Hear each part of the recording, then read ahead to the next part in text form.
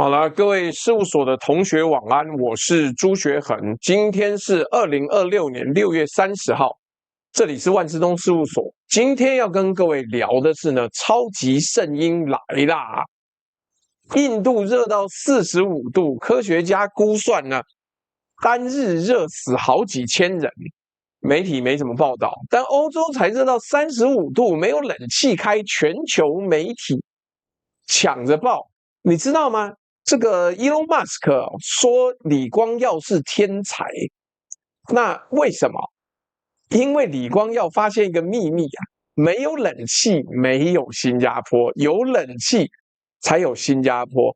但是我们今天要讲的事情很无奈啊，这一台冷气正在把地球一步一步的推到自己造出来的死亡螺旋。今日的万事通事务所马上开始。定场诗来了，赤道洋坡海未平，一洋之热动苍生。台风过岛田军裂，米价冲天仓饼起。始信清凉能立国，终看螺旋自复神。莫问天公何不语，账单到日各自成。来，我们先从一个数字开始讲起啊。这个数字今天就是很重要的一个数字是2.5。来，不是2.5个小时，不是2.5公斤，是摄氏2.5度。这是现在全世界的气候模式对今年冬天太平洋海温的预估。听起来很小，对不对？上升2.5度，你冷气调高的2度都不会有感觉啊。问题是，当这2.5度是发生在赤道太平洋那一整片海上的时候，地球要发烧了，而且是那种会让全世界一起进医院的高烧。我帮你换算一下，这2.5度有多巨大？赤道太平洋那片海面积大概有好几千万平方公里，比整个亚洲还要大。你要把这一大片海整体的温度呢往上抬2.5度，需要的能量啊，基本上是天文数字。那等于是地球额外吸收了相当于好几千颗原子弹的热量，全都存在那片海里面。然后这片发烫的海呢，会像一个巨大的暖气机，把热跟水汽呢重新分配到全世界的大气里。这就是为什么太平洋的温度可以决定非洲下不下雨，可以决定台湾有没有台风，可以决定你家那碗饭的价格。我们把时间倒退回来讲一件事情。2026年6月11号，美国的国家海洋暨大气总署，就是那个全世界都要看它发布的资料的 NOAA 正式发布了一份公告，圣婴现象 El Niño 报道啦。在听直播的各位可能会有人说，圣婴嘛，每隔几年就来一次，我们以前还没听过，现在已经觉得每几年都来一次，那有什么好怕的？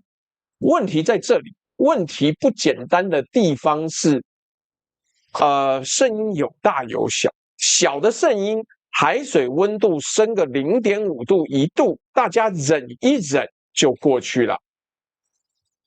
在 NOAA 美国的国家海洋暨大气总署讲的是，这一次不是小圣婴，他说这一次有大概3%的几率了，会升级成一个叫非常强的等级，海温距离平均要上升超过2度以上，2度以上。那个不要乱讲，不是每年都有，不要瞎扯。就跟你上次讲什么云林有合肥，妈干，大陆网友还说啊，妈云林有合肥，合肥都不知道在哪里，有多笨。不懂就不要北共，这个讲嘛，每年都有 El Niño，你觉得地球是不是要完蛋？圣婴现象是随着洋流改变所导致的结果，并不是每年都有。但我们要说，这个为什么这一次会非常严重，而且值得特别做一集？不要跟我讲标题太耸动，我等一下解释完之后你就知道了。那6成3几率呢？这一次的 El Niño 圣婴现象会海温距平常要上升超过2度，而且更恐怖的是速度。我们给各位看一个对比哦。6月11号 NOAA 发公告的时候呢，东太平洋那个专门用来养圣婴的区域叫做 Niño 3.4区。当周的海温距离平均的海温高出0.7度，结果短短不到1个礼拜，到6月17号，哥伦比亚大学那边看到的数字已经跳到1.7度，1个礼拜就上升了1度，从0.7跳到1.7，这什么概念？就像你早上量体温37度，觉得还好。结果中午再量变成39度，那不是有点发烧？那是快去挂急诊了。为什么要这么紧张？因为上一次海温冲到这个温度是1997年了啦，1997年才有上升这么多，所以我还是要再强调，绝对不是什么每年都有圣婴现象，就不是。来。那一场圣婴呢，当年的峰值就是距离平均的温度的峰值冲到2.3、2.4度，有记录以来最强的几场 El Niño 圣婴现象。1998年呢，因此变成当时史上最热的一年，而2015年又来一次，每一次全世界都付出了惨痛的代价。这个代价会有什么结果？我们今天一项项分析开来。你不要觉得这个事情跟你的电费、跟你的粮食、跟你身边的人身安全无关。我告诉你有关。为什么？我先给你看1997年那一场的状况到底变得有多严重。它严重的程度到什么？那一年呢，印尼干旱到森林大火失控，整个东南亚被一片有毒的霾害笼罩好几个月，能见度低到飞机停飞、学校停课。同一时间，地球另外一边的南美洲秘鲁、加州被圣婴带来的暴雨淹得一塌糊涂。整个状况是严重到没有办法解释，也就是旱得很旱，涝得很涝。大洪水的地方大洪水，干旱的地方大干旱。暴雨带来土石流，洪水死了一堆人。南非是东非是又干又病。霍乱跟疟疾呢跟着爆发，一边烧一边淹一边瘟疫，这就是超长圣婴的标准破坏力。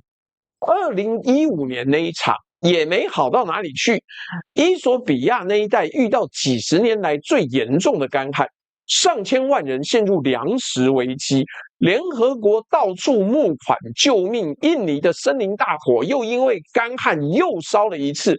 那一次的碳排量，某些日子甚至超过整个美国经济1天的碳排。烧印尼的森林烧到1天比美国全天候的碳排都要多。各位，我讲这些不是要吓你啦，是要让你知道，你现在觉得很难受，对不对？但是它有延迟效应，它有递延效应。你现在只是身体难受而已。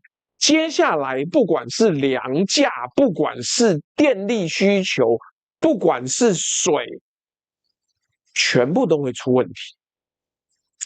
El Niño 圣婴现象不是抽象的气象名词，它是会让森林烧起来，然后这个城市淹起来，让上千万人挨饿的一种真实灾难。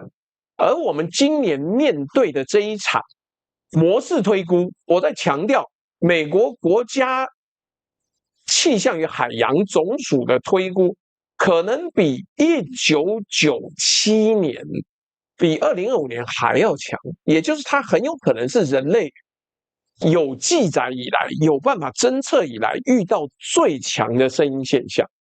我们先讲清楚，圣婴现象本身不是全球暖化造成的，这是两种事情。问题是世界气象组织WMO 讲很清楚，两个东西相辅相成，互相放大。全球暖化不会让圣婴变多变频繁，但是它会让圣婴火力全开，因为更热的海洋、更热的大气等于给圣婴准备了更多的能量。所以你可以这样想啦，圣婴是一把火，全球暖化是一桶油，火本来就会烧，每隔几年洋流就会发生这样的状况。但现在圣婴现象旁边多了一桶会炸掉的油啊！我再给你一个对照的尺度，你才知道这把火有多大。你知道地球现在已经比工业革命之前热了多少？2024年是有史以来地球最热的一年，全球均温比工业化之前高了1.55度。这个是世界气象组织跟欧盟的 Copernicus 哥白尼计划一起确认的，而且他们估计未来几年，也就是这几年，超过2024这个记录的几率非常高。换句话说，那桶油本来就在烧啦，现在圣婴这把火又凑上来。在听直播的各位，我知道有些人支持川普，你跟川普一样，觉得气候变迁是阴谋论，是环保团体在喊的口号，这没有关系，这是你的立场，我也没有要纠正你。本台一向是这样子，我们拿事实、拿数据告诉你，你如果有你的意识形态，你觉得我这个刀枪不入、神功护体，那也没关系。但是我们没有要跟你讨论意识形态，我们讨论数据，我们讨论物理跟讨论科学。海温升高是温度计量出来的，它不是想象的立场。温度计不会因为你投给谁，你支持哪一党，就给你一个比较凉快的数字。这就是科学终将胜利，他不跟你讲道理，他只给你结果。如果你今天只想记住一件事，那就记住这个画面：太平洋发烧了，而且旁边放着一桶已经点着的油。接下来的每一章，我们就是要把这个火会烧到哪里，烧掉多少钱，烧掉多少人，一条一条的算给你看，然后让你知道这到底是什么状况。哎，这个真的很麻烦啊。哎，等一下，我发现我竟然有一个 HTML 还没有做上去，所以我觉得大家应该要这样讲，很多事情你必须要说你觉得没有问题，但实际上比你想象的要严重多了。为什么严重？是因为你好像不觉得有什么，可是数据上看起来其实是很恐怖的。来，我给各位看一下这个动画。太平洋的海温一周就急冲了1.7度，你觉得这个事情很简单吗？没有这么简单啊！很抱歉，科学终将胜利，因为科学就是科学。你支持谁，你讲什么，你想什么，科学不会因为你的想法改变，它不会让你觉得比较凉快，除非你今天要精神胜利法，那就没办法了。所以，请你记住，太平洋现在发烧了，就像我旁边这个动画一样，它一周就上升了1.7度。接下来的每一个段落，我们就是帮你好好的分析 El Niño 会带来什么样子的账单，什么样子的挑战。来，我们先这样讲，太平洋发烧了，没错，但是倒霉的是谁？倒霉的是一个你没有想象到的地方。为什么？因为接下来就要有别人来缴这个账单啦。来，第一个倒霉结果是台湾，为什么？一讲到圣婴，一讲到极端气候，你直接会想到什么淹水嘛、台风嘛、超大豪雨，对不对？结果圣婴年的台湾哦，你这个礼拜大家都被下雨下到一个靠北，所以你觉得今年台湾水太多？我跟你讲，不是的，区域的变化跟一时之间的变革，跟整年的趋势预测是不一样的。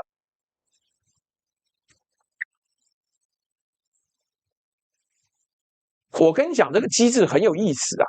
圣婴一来，会把西太平洋生成台风的位置往东边推，台风还是会生成，数量甚至不一定变少，但它路径会偏东，也就是台风会从台湾旁边过门不入，就绕过去了。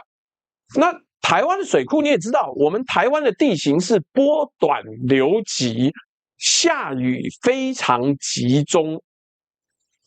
那我们靠什么装满？就靠夏天那几个台风嘛。台风不来，水库就见底啊。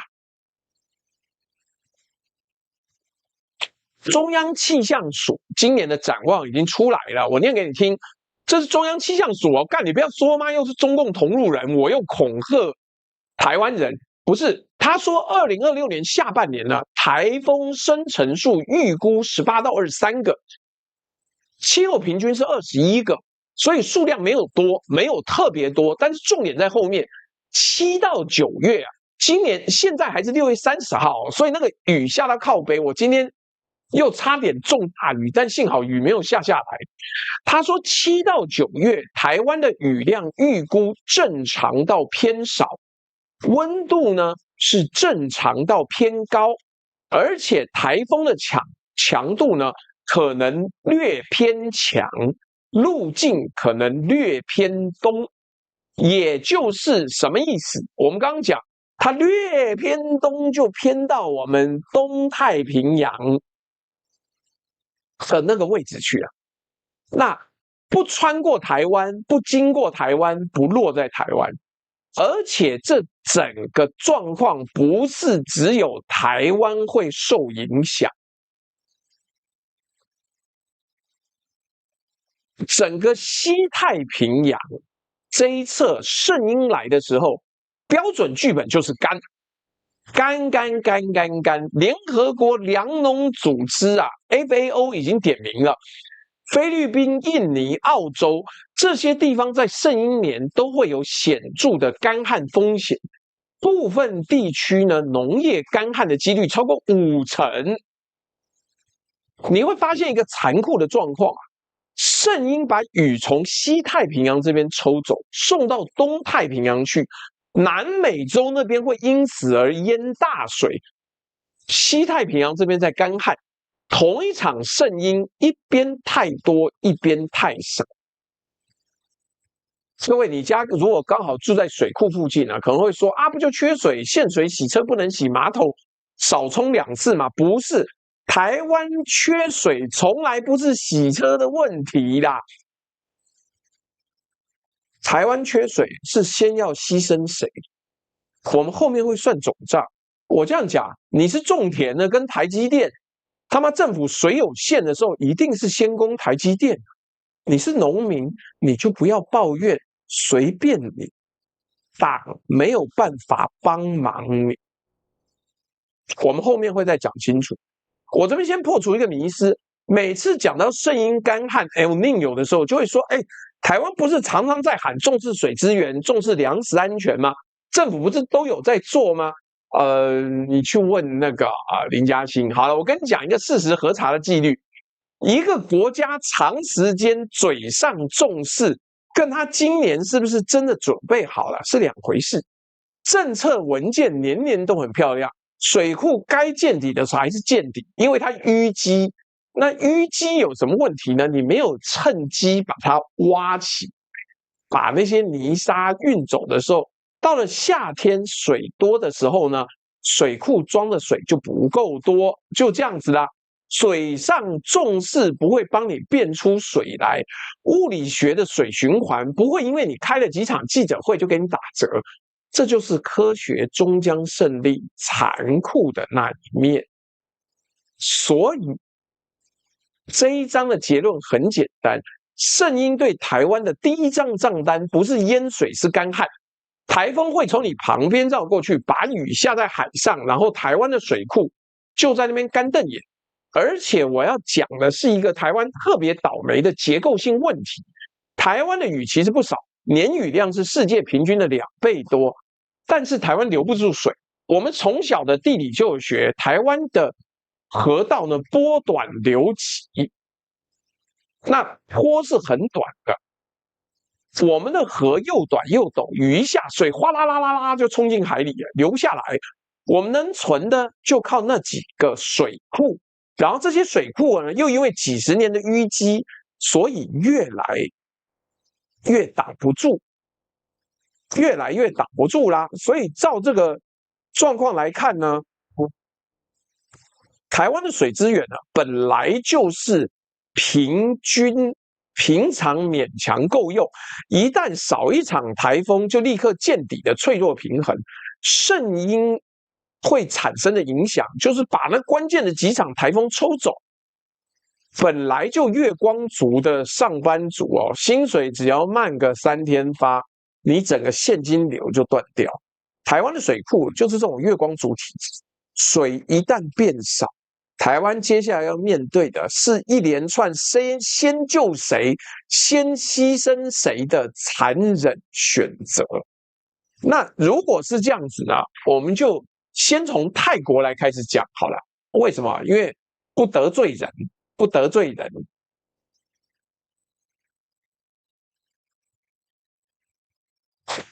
对，我跟你讲，妙就妙在最有效率的清淤，就是水库底部的那个泥沙呢，是泄洪，靠那个水的重量把这些泥沙冲出来。但是你有水的时候泄洪就把水泄掉了，泥沙冲走，但水库也空了，这要怎么办？要冲淤积的时候，水珍贵；不冲淤积的时候呢，水很多用不了，没办法。来，我们把镜头从台湾往南拉一点到泰国。为什么要看泰国？各位，台湾吃的很多米是泰国来的，泰国是全世界的米仓之一。泰国的天气会变成你家那碗饭的价格，而且泰国今年的剧本是圣婴最残忍的写法，叫做旱涝急转。先给你个概念啊，你先了解泰国在全球稻米生产上有多重要。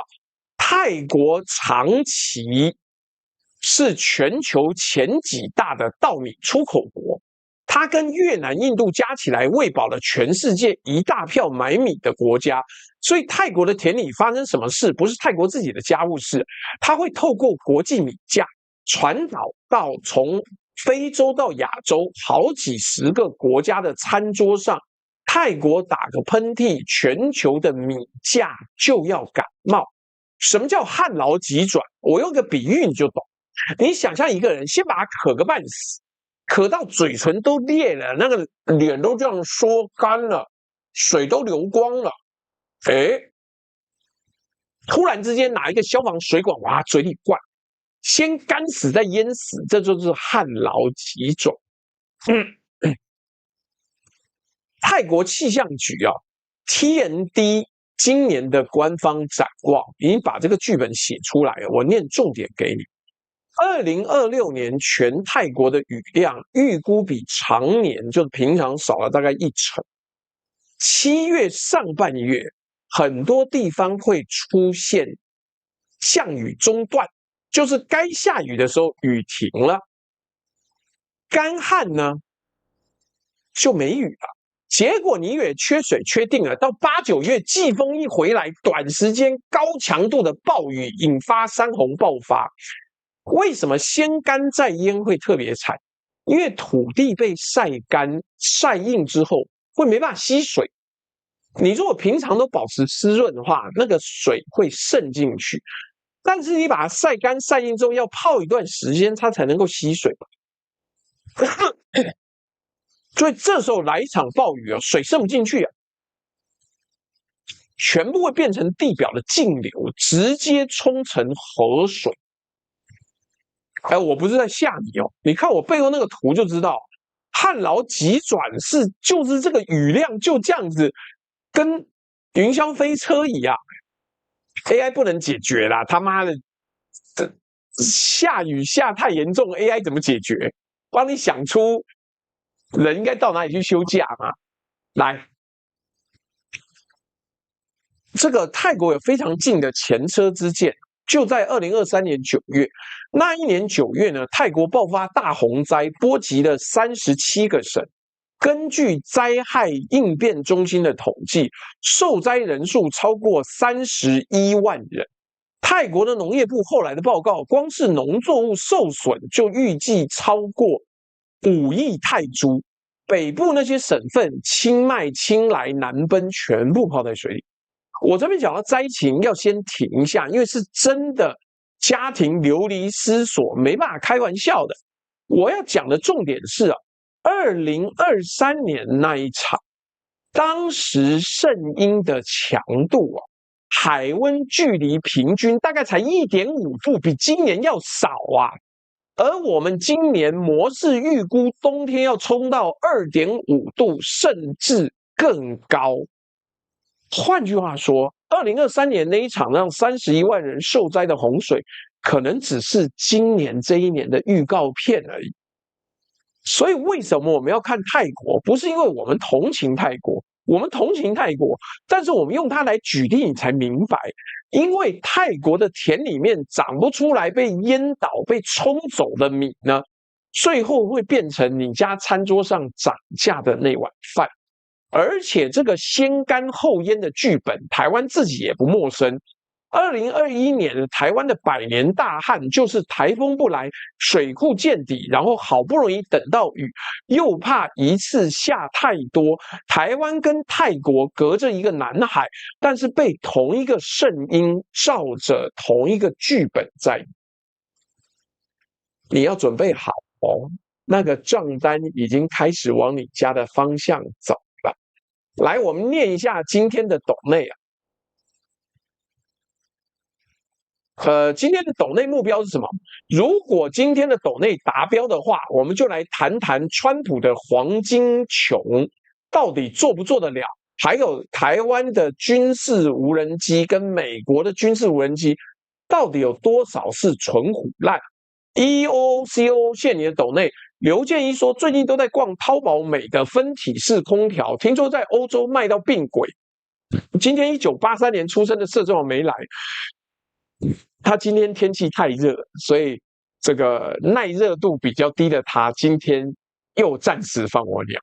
所以，我跟你讲，我跟各位分享一下，我们在法国住巴黎的网友有多惨。这个他说下星期一开始有第二波热浪，可能会到45度哦。这几天呢，我们这个网友疯狂刷京东在欧洲的网站，看看会不会补那个美德空调的那个移动式空调。前天竟然早上5点补货，结果他起床之后，那5点补货的全卖光了。所以他这几天半夜起床在抢货，刷看看京东在那边一直 reload 看有没有货，失败，没有。所以这个是很无奈啊，人家真的很热啊。来，这个小内给斗边说支持老出深挖不会被剪掉侦办的内幕，这个内幕总不该会被侦办了吧 ？JWCCCCC， 我想知道无人机产业是不是台湾的护国神山？不是。不是的原因不是因为我不看好，而是世界上目前消费量最大的地方。乌克兰只是要你去洗中国大陆的产地而已。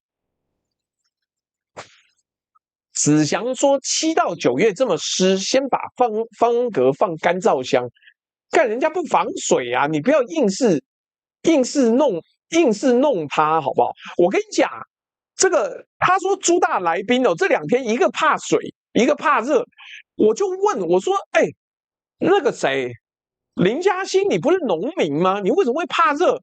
他说没有啊，我没有要常常晒太阳啊，我只要早上就4点起床，然后在那边监督底下的工人在那边插那个拔空心菜，然后插空心菜，然后没事就去睡午觉，然后晚上再去喝酒。那如果有台风来呢，他晚上就坐在那边也晒不到太阳，就是看大家在抢收，所以嘞，他就不太需要晒太阳，所以他抗太阳晒的能力，这个哦，等一下，那我告诉这位网友，他说你不要刷法国的，刷波兰或匈牙利的，用京东代出货。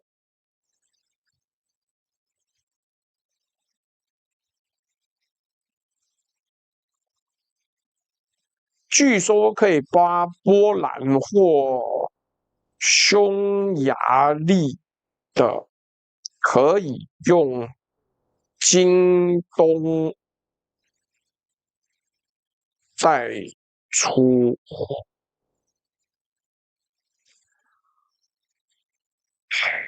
好，这个时候呢，本人在直播，你别跑。本人在直播呢，经常会受到一些猫类的干扰。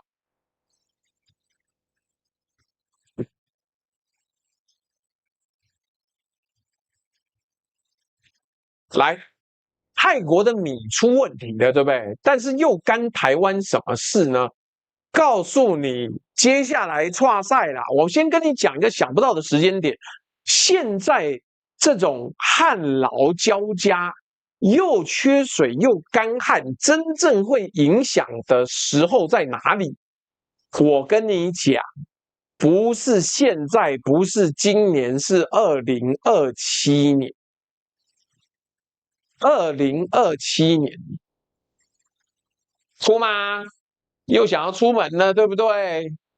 那你过来给大家看一下，表示我不是随便。哎，不可以，要给大家看。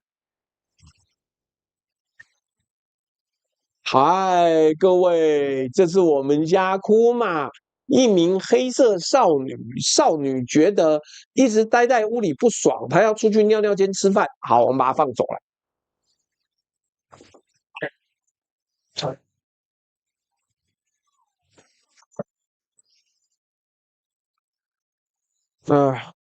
真是的。好了，为什么会要晚1年呢？因为这有所谓的实质效应。实质效应呢，叫做 lag effect， 就是会晚呐，会 delay， 也就是灾难发生跟你真正感受到痛这2件事情中间是隔一段时间。就跟有稀土制裁日本，但他没有马上痛，为什么？因为他还有库存，库存完了就没有了。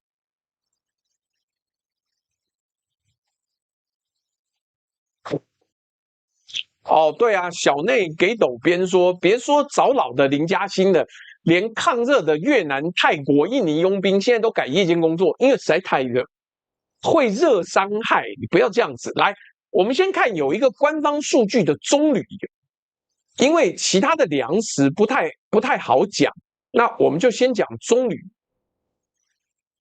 我们马来西亚跟印尼这2个国家加起来供应全世界大概85%的棕榈油。油棕树这个东西呢，超级需要水。上一次2015年那一场超强圣婴哦，干旱把油棕树给搞惨了。根据马来西亚官方的棕榈油局的数字哦，2016年马来西亚的粗棕榈油产量比前一年掉了13.2%。产量一掉，价格就飙。那一年棕榈油的平均交易价格涨了23.2%。Well，这就是麻烦的地方。所以各位，你平常买菜不太会看花生油或者什么这个油那个油葵花籽油的价格，你可能会觉得棕榈油关我什么事？我跟你讲，棕榈油一罐没有巧克力可以吃了。好，我跟你讲，棕榈油藏在你生活的每一个角落，泡面呢，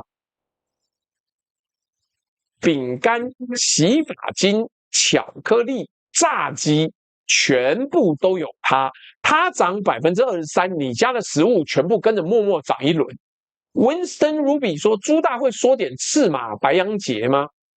赤马红羊节吧。但不管你要定题目，麻烦就抖内定做啊。但你说要不要讲？我有时候题目的优先跟你排的不一样，你要等，可能不知道等到什么时候了。所以逻辑一样。最近还有另外的网友说想要听某个针对性的直播哦，我们的法国的朋友说在看直播，我来找找。好，希望你提供的波兰匈牙利的京东代出货能够帮助到我们的驻法代表。那好，不管，我要继续往下讲。你连炸鸡都有，好不好？所以只要棕榈油涨了23%，你家的食物全部跟着默默涨一轮呐。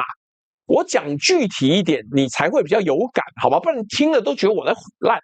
你早上洗头的洗发精，抹的乳液里面有棕榈油；你中午吃的泡面那个面饼是用棕榈油炸的。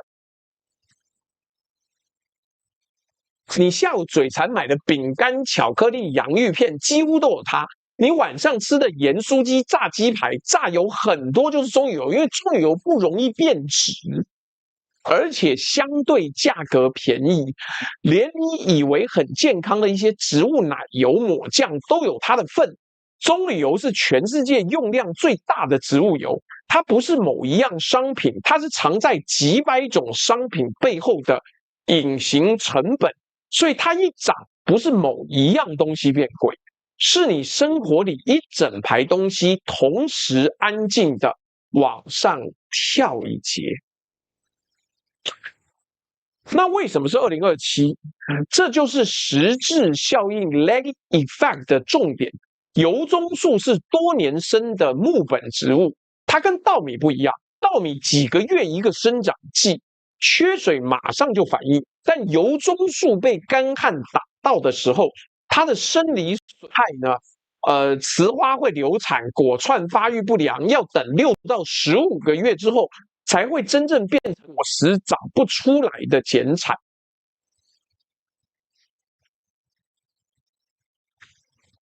The Rag 说：“朱大晚安，不知道多久没听到直播了，最近比较忙，都只能听回放。”好，没错，没关系，你今天至少赶上了，对不对？来，我看看 TikTok 这边有没有网友抖内，没有，有走，谢谢你的抖内。但是我最近 TikTok 每天都被限流，我想说干，他每天做第一件事情就说我抄袭或者重置，来，所以你把时间轴排一下，2026年下半年强声音现象会把棕榈柱打伤，啪啪啪，6到15个月后，刚好就2027年上半年。全球食用油跟粮食通膨最猛的一刀才会砍下来。可是你不是连锁店，你囤个屁棕榈油啦！这个麻烦就麻烦在我们是一般消费者，我们囤棕榈油没有用啊。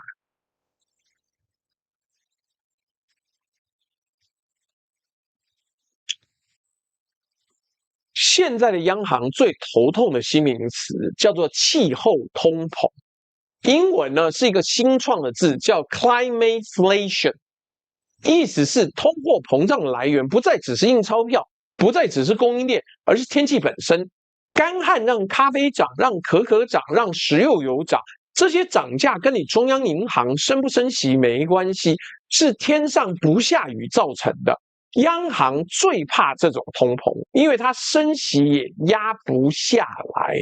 你总不能对着干旱的天空升息吧？换句话说，2027年你会看到食物变贵，但这次的元凶不是政府乱花钱，是太平洋的那一场高烧。那稻米的部分呢，我讲的保守一点，2015年那一次啊，USDA 估计印尼的稻米产量大约减了1%。坊间有些说法说东南亚整个减产1500万吨，但是因为没有这个能够确认的官方来源，我们一向是要有双元证实才能用。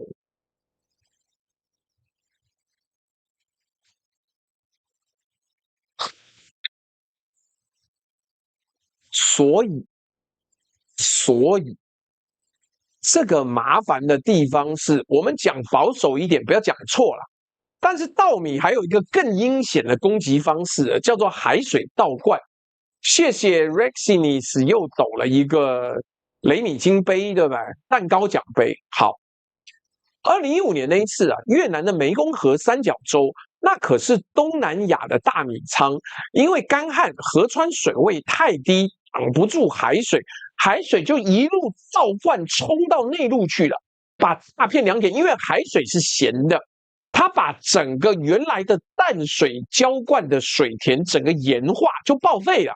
干旱不止让田缺水，它还会让海水趁虚而入，把你的良田变成盐田。那所以这个才是麻烦的事情。麻烦的事情是，因为这样的关系哈。如果坏掉的纪元，如果你是厂商的话，囤中旅游倒有一点意思。你可以囤足够的量，从今年用到明年年中或是年底的话 ，OK 啊。我们一般消费者没有办法囤的，一般消费者我们的用量没有多到那个程度。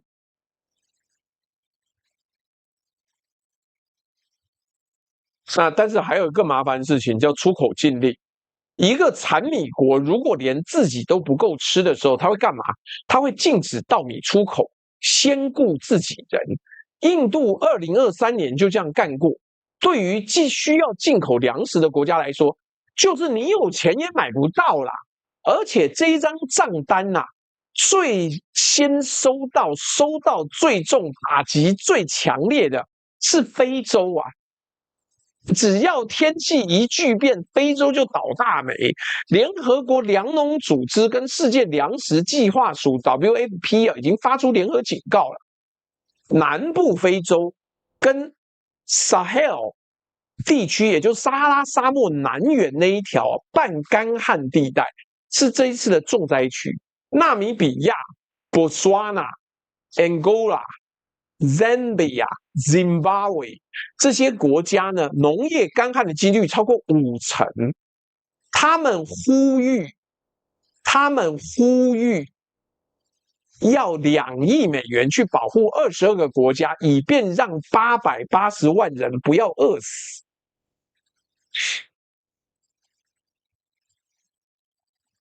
所以，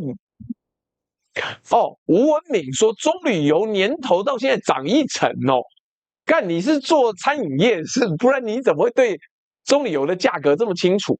所以好，你如果在听直播，你可能会觉得，哎呀，非洲离我很远啊，对，地理上很远，但粮食市场是全球联动的。非洲饿肚子抢粮食的时候，全球的粮价都会一起被往上顶，最后一路到你家的超市，变成那包米那瓶油又悄悄的多了几块钱。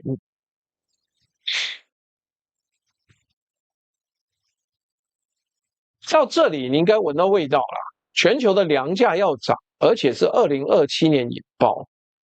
台湾呢？台湾这条防线撑得住吗？所以你就看我们前几次每次都要讲的是对岸的这个库存后勤体系在囤粮，因为遇到这种状况，囤粮有意义啊！你到时候可以开仓放粮，台湾的粮囤的都不够，好吗？那吴文敏讲也没错，目前米价涨幅还不明显，因为接下来要从7月以后才会有状况。所以台湾的状况呢，我们先告诉你结论：台湾的这条防线呢，薄到吓人，就像纸糊一样，一打就穿呐。对啊 ，Mars VIP 讲，我们之前直播也有说，战略储备就是你底气够，你把钱放在那边，买物资放在那边，遇到紧急状况的时候，就是有办法救危难。但你没有做，没有救，那就是没有意义啊。什么 Man UU 1814，朱大将说隐隐然有粮食股大涨的感觉。哎，你各位，请各位 A 股的炒家不要每次来看我直播在买股票，好不好？因为有好几个网友跟我讲，老朱啊，我之前听你讲稀土，我去买稀土股，结果我赚了。前一阵子我听你讲光刻胶，买光刻胶股，结果赚了。在之前我听你讲晶片，买晶片股，结果也赚了。但粮食股没有这么快哦，粮食股没有这么快。坏掉纪元说，刚问了一下厂商，说中旅游会涨到900多。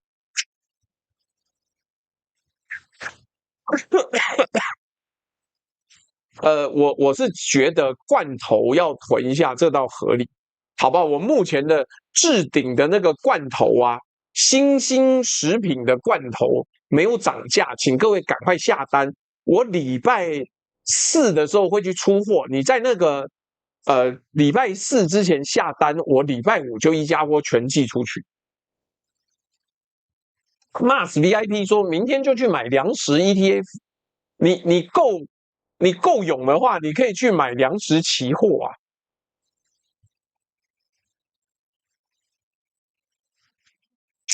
对啦，秦明说千人战线1/3点赞不够，大家点起来。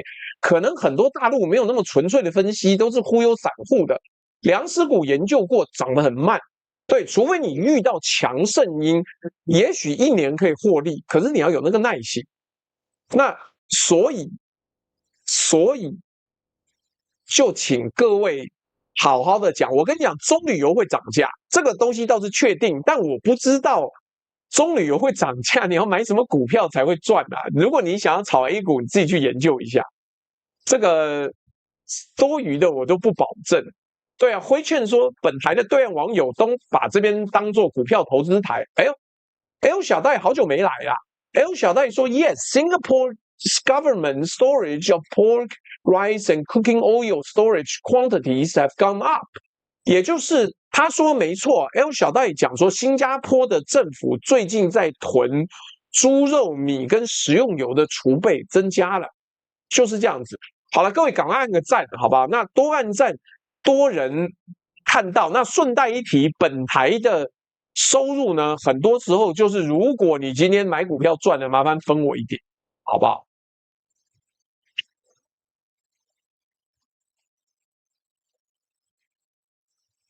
来，接下来要讲台湾的粮价的防线呢，强不强、稳不稳？我告诉你，非常危险。危险到什么程度？好了，全球的粮价预估在2027年引爆，那台湾自己能种多少，能撑多少？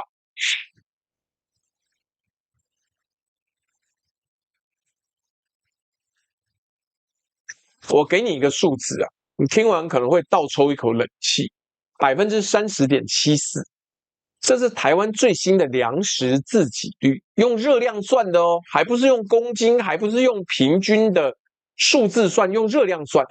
民国113年，也就是2023年的数字啊，不，2024年的数字，30.74%，什么意思？意思是台湾人吃进肚子里的热量呢，只有30%是台湾 local 自己长出来的，剩下将近70%呢，你今天吃的面包、喝的豆浆、喂猪喂鸡的饲料，通通是从国际市场买进来的。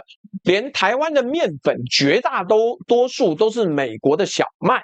以前我们最知名的外交渣男立陶宛，曾经试着进他们的小麦给我们要做面粉，结果发现配方不同啊，你的那个含淀粉量跟美国小麦的比例不一样，我们厂跟机器跟做面包都做不出来。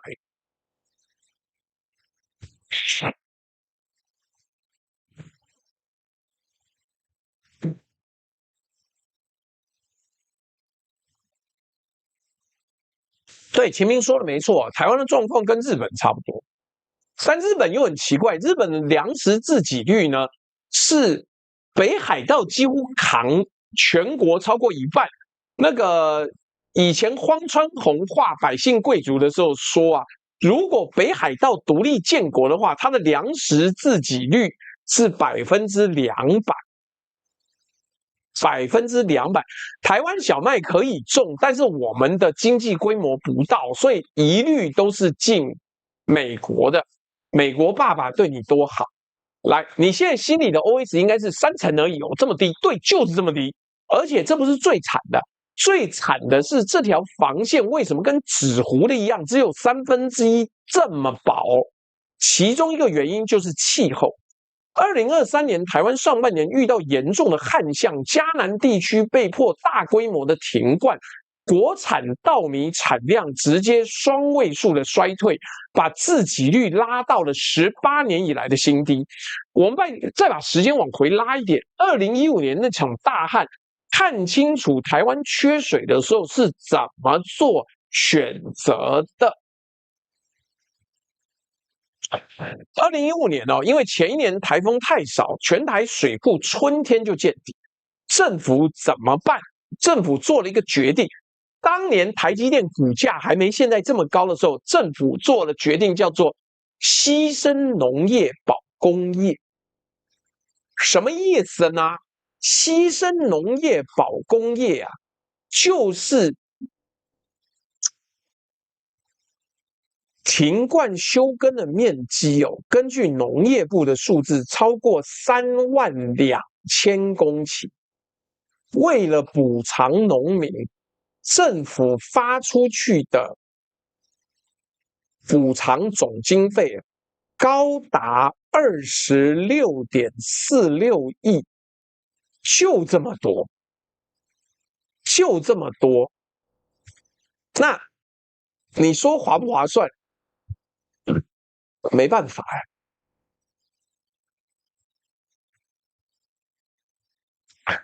各位听清楚这个逻辑啦，水不够先停农田。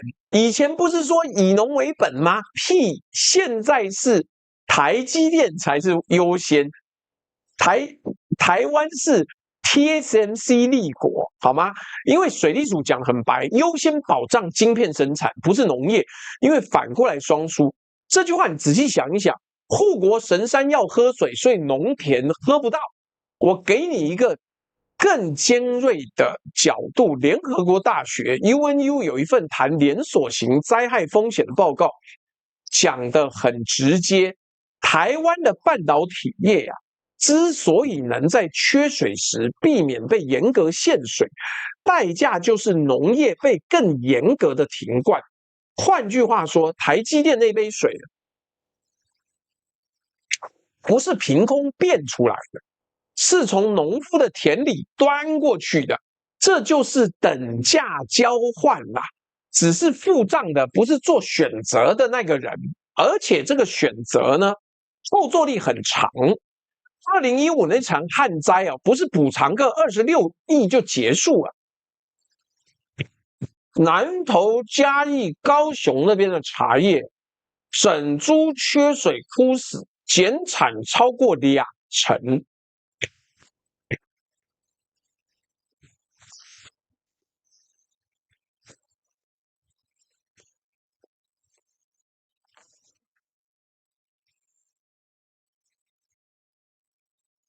高海拔的高阶里哦，开了花没办法授粉，竹笋因为土壤干裂太硬了，钻不出来。茶树、果树这种多年生的作物被旱灾打伤，树体衰弱，好几年才养得回来。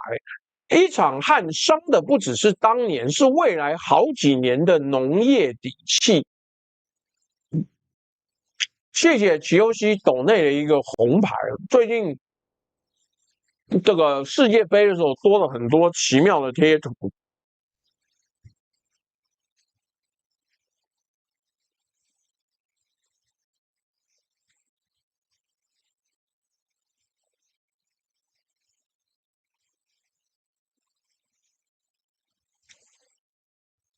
一场旱伤的不是当年而已，是未来好几年的农业底气。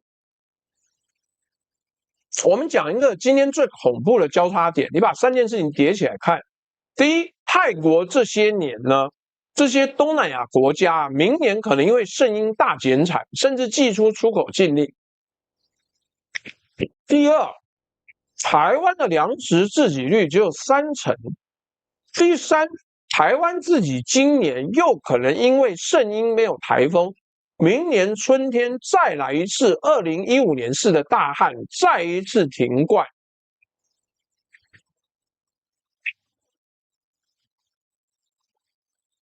3个东西同时发生会变成什么？台湾会面对一个内部无水可种，外部无粮可买，双重夹击。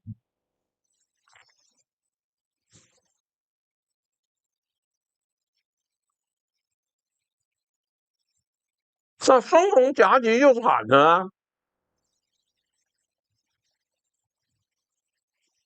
但是你有听到台湾有担心吗？你有听到台湾政府有担心吗？没有，我们吃金片就饱了，好不好？谢谢猫猫抖内的手指的爱心。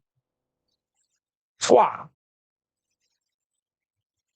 秦明说我的院子都是滴灌的，但是滴灌对于真正很干旱的地方，也不一定真的有用啊。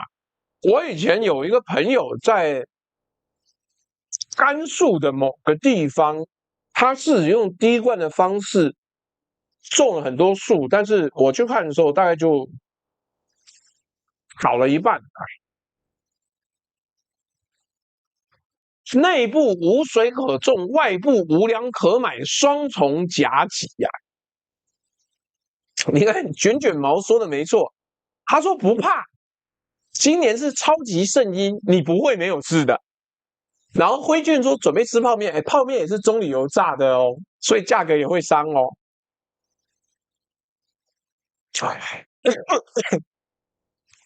我这边要把所谓的外部无粮可买讲清楚，不是危言耸听，是有前车之鉴。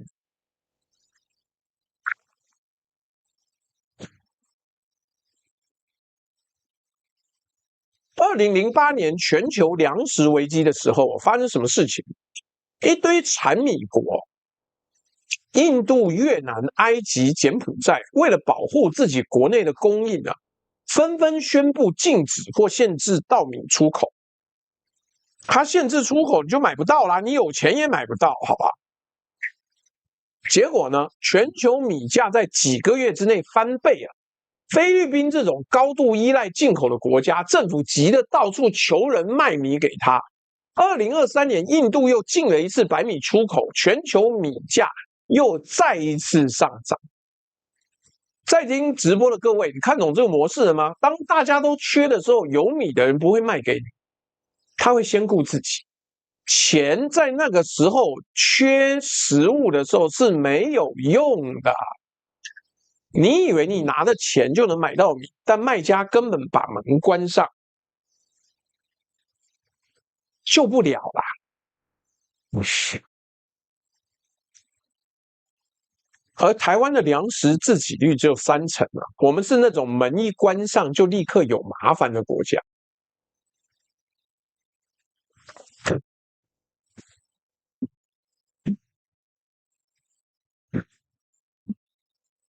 这就是等价交换最残酷的版本。台湾选择了用30%的自给率去换取土地，拿去盖厂，去用光电板去这个盖台积电，你已经换到了几十年荣景。这个选择没有对错，但是它的账单会在一个没有水、没有粮的年份一次到期啊，一次到期。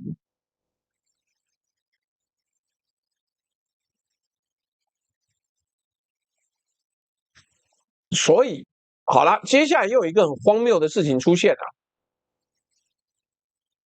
：45度没人管，35度上头条。我们来讲一个最讽刺、最残忍的事：同样是热，同样死人，命不一样。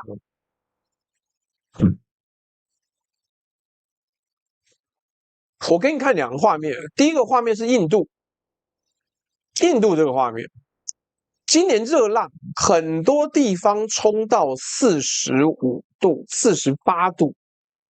第二个画面是欧洲，今年热浪热到35度，哪一个是全球新闻的头条嘞？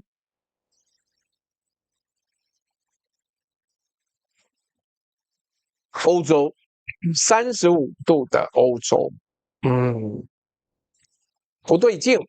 45度呢，快把人烤熟的印度，国际媒体当然也有报，但那个关注的热度呢，跟全世界涌过去的镜头数量，跟欧洲完全不能比。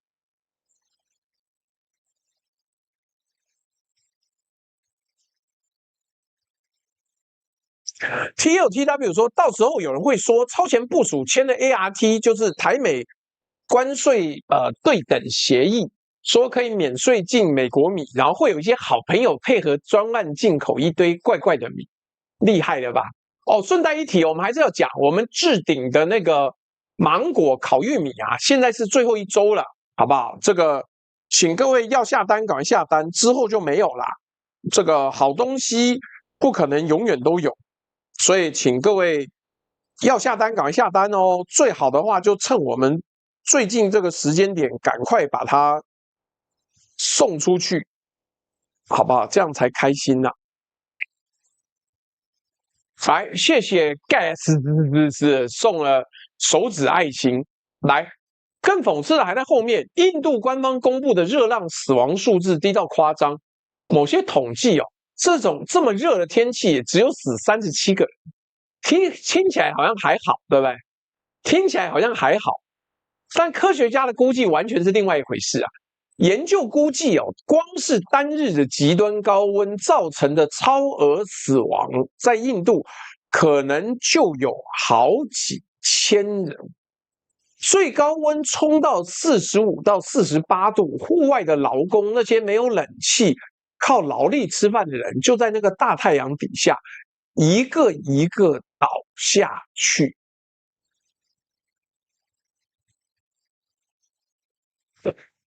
在听直播的各位啊，超额死亡是什么意思？我们也要稍稍解释一下。虽然台湾在 COVID-19 的时候学到很多相关的事情，但我们这边还是照着规范解释一下。Excess deaths 意思是跟正常年份比起来多死了多少人？为什么要用这个算法？因为很多人的死亡原因不是直接写热死，它是心脏病发，是肾衰竭，是中风。死亡证明上面不会写因热而死，但如果没有那一场热浪，他不会在那一天死。官方数字只抓得到直接热死的那37个，抓不到背后那几千个。所以你看到的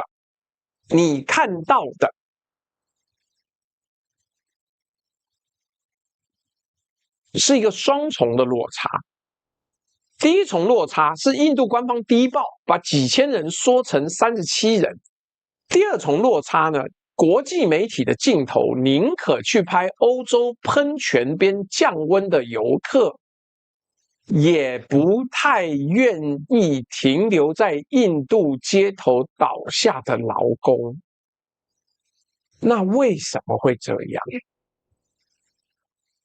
我很小心讲这一段，这不是单纯的媒体偏见或种族问题，真相其实更结构性，也更冷酷。真正的原因是啊，你能不能活着撑过这一波热浪，从来不是只看温度，是看你有没有防御工事。欧洲35度觉得很不爽，但撑得住不会死，是因为有冷气，有完善的应急系统，有把人从高温里捞出来的整套基础建设。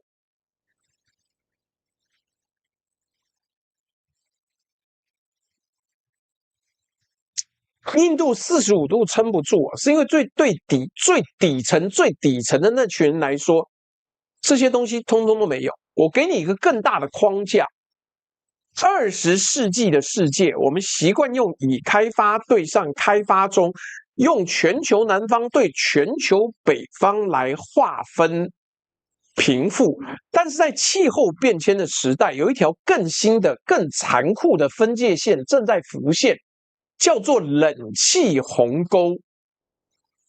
线的一边是吹得起冷气的人，他们的睡眠、生产力、小孩的学习，甚至生命，在热浪里面是被保护着。线的另外一边是吹不起冷气的人。同一场热浪啊，把他们的睡眠、健康、生计、性命全部都烧掉。而最讽刺的是什么？吹冷气这件事情本身又会排碳，又会让地球更热。我们下一章会讲。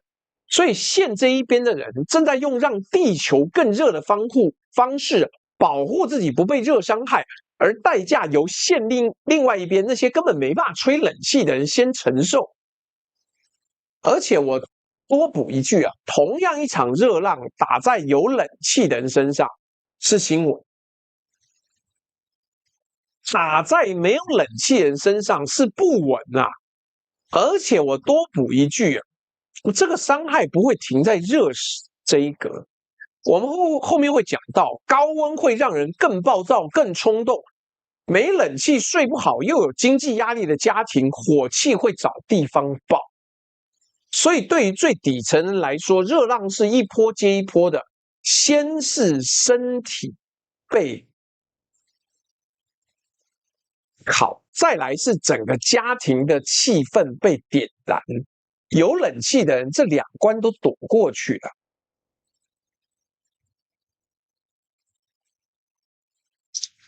谢谢 TikTok 的 Kate 抖内啊，但是这个 TikTok 刚跟我讲说，他说我有造假新闻的嫌疑，干随便了，没办法，他说不会显示在那个搜寻结果上。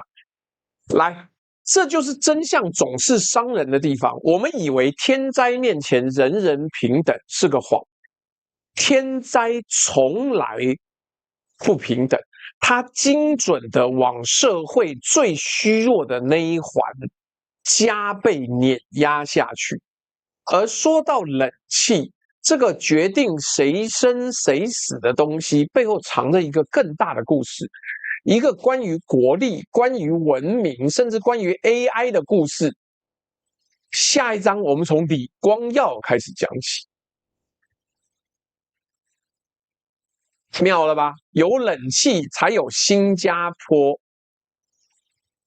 马斯克前一阵子推文推篇，干马斯克真的每天都在发文，发一大堆推文。那有多少推文呢？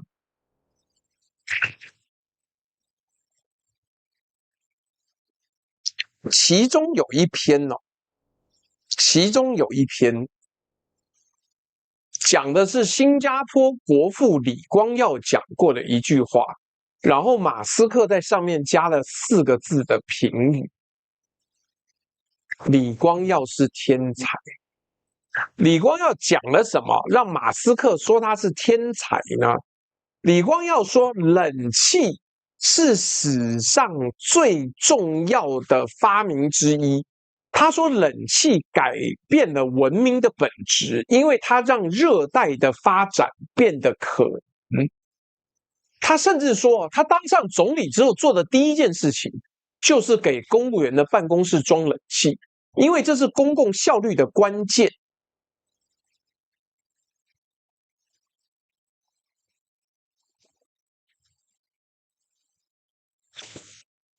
在听直播的各位，你第一次听到可能会笑，当总理第一件事情是装冷气，这不是很好笑吗？但你等等，你认真思考，深呼吸，你会发现这人是认真的，而且他是对。谢谢谢明峰的手内猫猫按赞。我给你看一张图啊，是《金融时报》Financial Times 做的。不是这一张。好，那这个背后引用了好几篇学术研究。这张图在讲一件事情，所以各位，我要跟你讲，你觉得天气热，然后你要工作，不要客气，冷气开下去。人的表现跟室内温度的关系，结论是室内温度一旦超过大概23度，人就开始撑不住。撑不住长什么样子？睡眠时间变短，睡眠品质变差，工作的生产力下降，连小孩在学校的学习效果都掉。我把这张图给各位看，它有4个小图。第一个，睡眠时长过了23度，它开始往下掉。第二个，睡眠效率，就是你躺在床上真正睡着的比例也掉。第三个呢，工作生产力过了一个甜蜜点之后呢，会直直落。第4个最狠，小孩的学习效果。这张图里面最毒之一的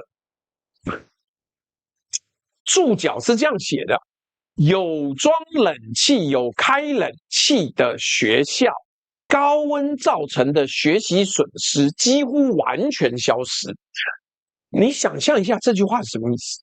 同样热浪，同样一群小孩，差别只在于教室有没有冷气，学习的落差就出现了。冷气在这里不只是让小孩舒服一点，冷气是决定他这一年学得进去跟学不进去。L 小戴说的没错啊，这个购物中心哦 ，shopping center must be kept below 23 Celsius, office 24。你知道台湾有一阵很北蓝，我们为了节电，我们把超级市场，我们把购物中心跟百货公司设定在28度啦，干去跟新加坡讲啊！以前你会觉得为了要舒服去逛百货公司，现在搞到这种程度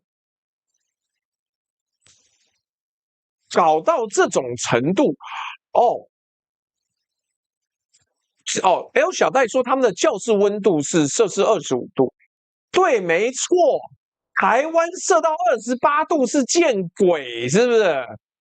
妈的，乱搞！你天气那么热，你要怎么在里面冷静的思考、吃饭跟工作？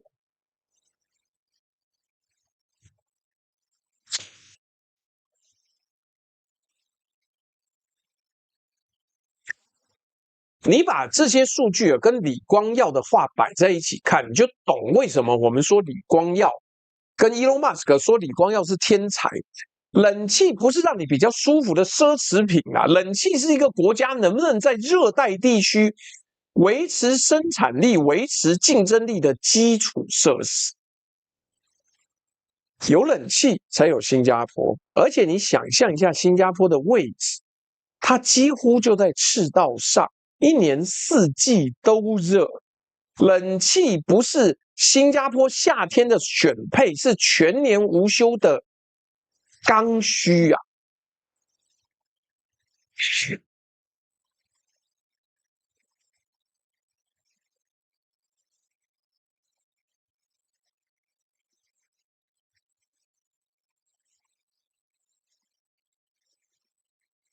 所以李光耀当上总理之后做第一件事情，就是给公务员的办公室装冷气，因为公务运作才有效率。所以对新加坡来讲，李光耀看懂了这件事情。你在赤道上要建立一个现代国家，你先得解决热这个最根本的敌人。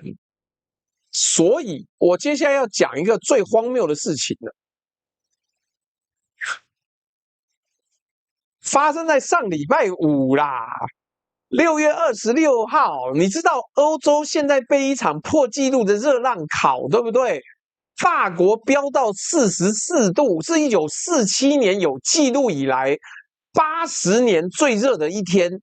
然后呢，欧盟总部布鲁塞尔那一栋挂着大大的欧盟旗，整天跟全世界讲气候政策、课碳税、讲节能减碳的 Burley Mount 大楼，因为热浪让电力负荷过重，被迫关冷气。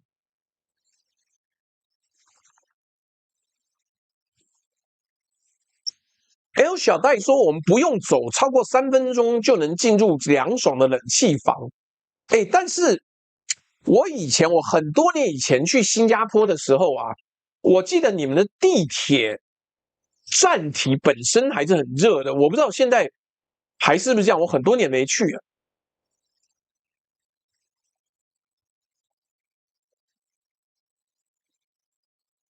好啦，重点来喽，欧盟那一栋总部电力负荷过重，对不对？关冷气的，结果它关什么冷气？1楼到7楼的冷气关了，8楼以上照吹。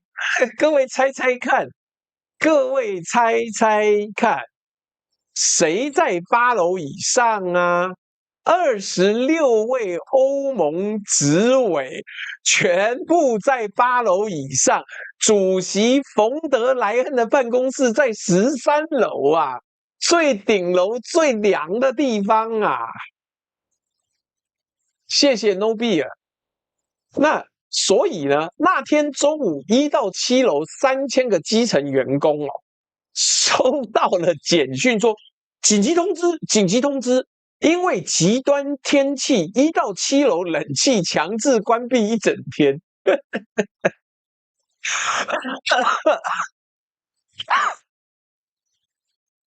笑死人！楼上的长官继续吹冷气，员工气到匿名跟媒体爆料，用了一个词，我觉得超传神的，叫做像封建制度，冷气封建制度。另外一个人说这是一种耻辱，好不好？高官在8楼以上吹冷气，结果那些基层员工啊，1到7楼没有冷气可以开。你看到这个画面多讽刺啊！欧盟平常跟你讲要废死、要节能减碳，结果电力不够的时候，我们优先让高官吹冷气，开心吧？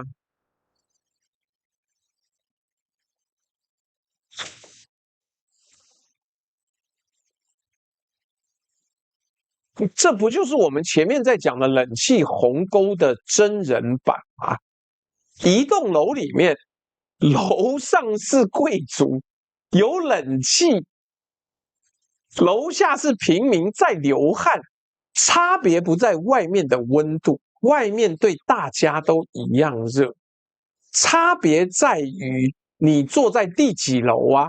整个欧洲大概只有1/5的家庭有冷气，连欧盟自己的执委会都先把基层的冷气关掉，冷气从来就不是平均分配的。欧盟的官方立场更妙，他说他对冷气既不支持也不反对，这不是他该替消费者决定的事情。一边是破纪录热浪热死人，基层员工在流汗，一边是说我们不站队，我们不分这个任何位置。这种气候中立目标跟民生现实之间的两难，全世界都在上演，只是欧盟把它演得特别有戏，平常满口仁义道德，遇到天气高温的时候，一肚子男盗女娼啊！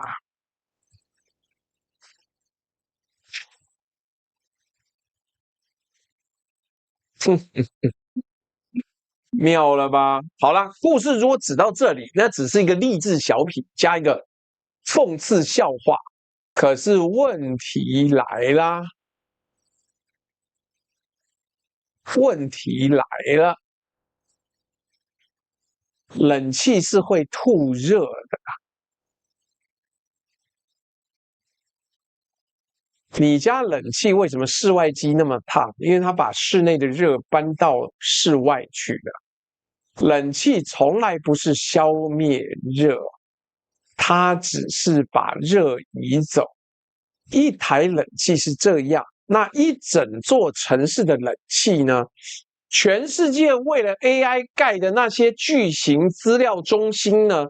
我跟你讲一个现在最热门、最烧钱的东西哦，就是 AI 资料中心啦。AI 要算得快，伺服器就会变烫，变烫就要散热，散热就要冷气，而且是规模大到吓人的冷气。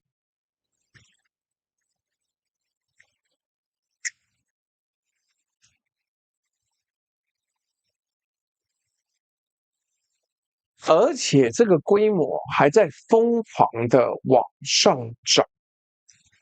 你有没有发现，这1-2年全世界的科技巨头都在干同一件事情，疯狂盖资料中心，疯狂抢 AI 晶片。辉达 NVIDIA 的黄仁勋变成全世界最红的人，为什么？因为大家都在跟他买晶片，抢着训练更大的 AI 模型，而每一个更大的模型，每一张更强的晶片，背后是更多的电、更多的散热、更多的冷气。这是一场没有人敢停下来的军备竞争啊！微软、Google、Amazon、Meta 没有一个敢说我不盖了，因为停下来就输了，停下来就输了。哦，那个 L 小戴说，我去新加坡的时候 ，I believe you must be here during those dark days。对啦，可能是，但是因为就我没有那么常去新加坡，改天到时候再去找 L 小戴玩，希望你身体到时候已经康复了。来，所以全世界的 AI 用电啊，在一条陡到吓人的曲线往上冲。IEA 说，资料中心用电到2030年要翻倍，这个翻倍还是保守估计。我给你一个数字，根据国际能源总署的资料，就是 IEA 啦。2024年全世界的资料中心用掉了全球大约1.5%的电，听起来不多，但是到了2030年，这个数字会逼近3%，翻1倍。而在一座资料中心里面啊，光是冷却散热这件事情，吃掉它1/4到40%的电。换句话说 ，AI 花的电里面呢，有将近一半根本不是拿去算 AI 的，根本不是做运算的，是拿去吹冷气、帮伺服器降温的。不只是电，还有水。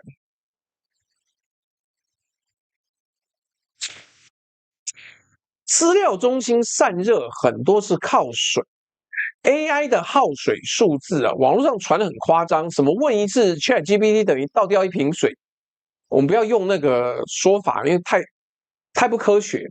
但公司自己揭露的数字够吓人的，我们查的是它的财报，跟查的是它的那个社会责任的绿色报告。那这个数字就很恐怖了，够恐怖了。Google 自己公布啊，2024年它的资料中心消耗掉的水大概是61亿加仑。美国劳伦斯 Berkeley 的国家实验中心估计啊，全美的资料中心呢，光是直接拿来冷却的水，一年就640亿公升，而且这还不包括发电那一端间接的消耗掉的水，那个往往是直接的好几倍，所以我们只有算 data center 资料中心那边冷却耗的水，发电耗的水还没算。所以啊，简单来说 ，AI 不止在吃电，它也在喝水，而且喝的是大水库等级的水。最讽刺的死亡螺旋要来喽！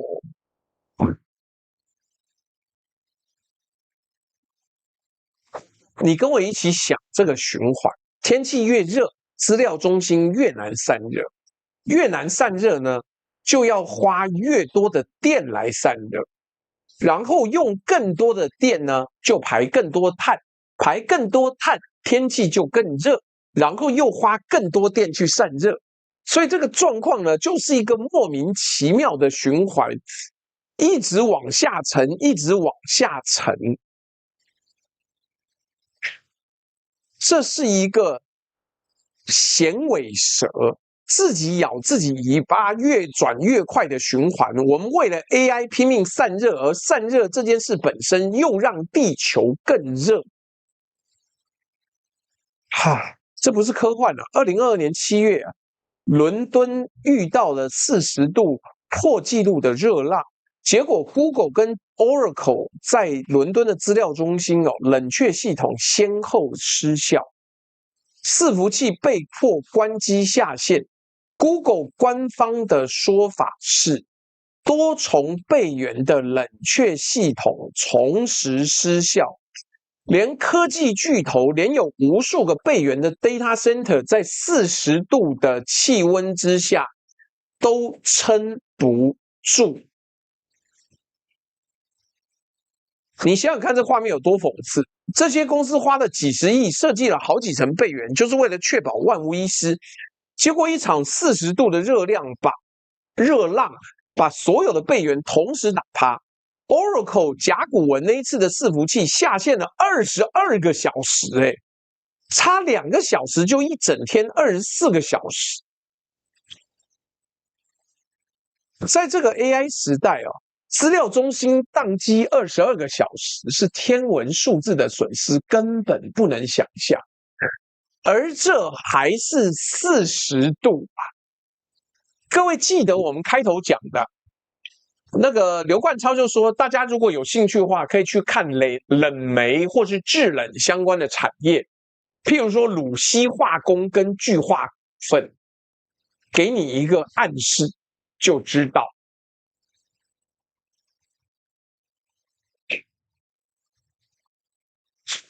这次的超级圣婴我们拉回我们最前面讲的地方，超级圣婴是让全世界一起发烧呢，不是只有部分地方40度，40度会从破纪录的罕见事件变成夏天的常态。那这些冷却系统要怎么撑呢？答案是再灌更多的电，再灌更多的水去撑，于是螺旋又转了一圈。而且最惨的是，不是只有资料中心怕热，连发电厂本身都怕热。这又是这几天的新闻。就在这场欧洲热浪里面，法国被迫关掉减载了好几座核能反应炉。我很清楚这个因果，因为有一些网络上的反核傻逼呢，说因为核电和法国变热，你看他们活该。你把因果倒置了，刚好讲反。真正的状况是，法国有70%的电是靠核电，而核电厂要靠河水来冷却反应炉。热浪一来，塞纳河、加龙河、龙河的水温飙高，法国的环保法规规定核电厂排回河里的水不能太热，比如加龙河排放之后不能超过28度，否则会把河里的鱼跟生态煮熟。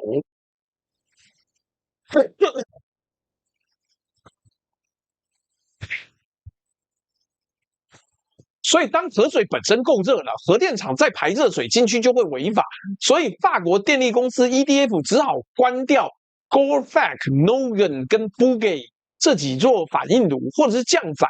这次总共砍掉了大概4到6 GW 的发电量，差不多是全国核电的6%到10%。你看懂这个恶性循环的吗？天气越热，大家越需要开冷气，越需要电，但偏偏就在这个最需要电的时候，连核电厂本身都因为太热而被迫减产，需求冲上去，供给掉下来，刚好对撞。而且我要强调，这不是核电的安全问题，请这些反科学、反智人不要瞎掰。反应炉没有危险，这是环境太热、河水太烫造成的物理限制。连最稳定的核电在极端高温面前都没有办法啦，你其他不要说啦，没办法就是没办法。那这件事跟台湾有什么关系？关系大了。我给你台湾的数字护国神山台积电2024年用掉了台湾大概9%的电，台电估计到了2030年 AI 加半导体相关产业新增的用电会超过5 GW。更要命的是水。还记得我们第4章讲的吗？2021年台湾100年大旱政府宁可停掉农田灌溉，也要保证台积电不断水。还出动水车去载它，载水送进去哦。你能想象吗？因为水管不够了，所以我们要开车载水。所以台湾的死亡螺旋比别的国家、世界别的文明更尖锐。别人的螺旋是在散热技术上打转，台湾的螺旋是直接卡在电力跟水两个物理极限上。我把这个逻辑再往前推一步，因为这牵扯到台湾的命脉。台湾现在最值钱的东西是什么？是台积电，是 AI 晶片，是大家口中的细盾。但你要想想这个矛盾啊 ，AI 晶片越红，台积电接的单越多，要盖的厂越多，它就吃掉越多的电，越多的水。而圣婴又在同一个时间把台湾的水跟电同时往死里。换句话说，台湾赖以为生的这座护国神山，跟台湾的水资源安全正在抢同一桶水。经济越成功，这个矛盾就越尖锐。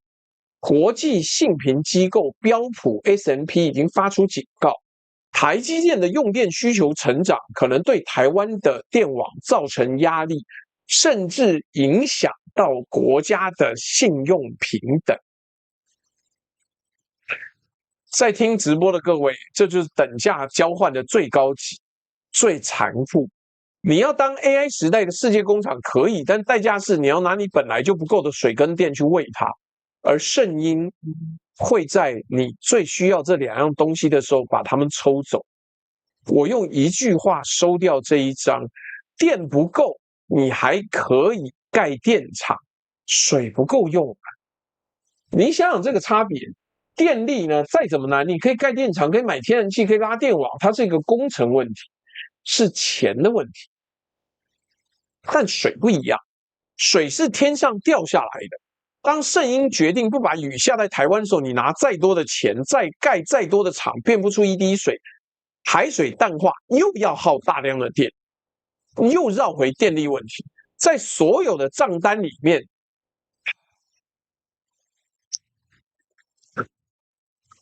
凡有作用力，必有反作用力。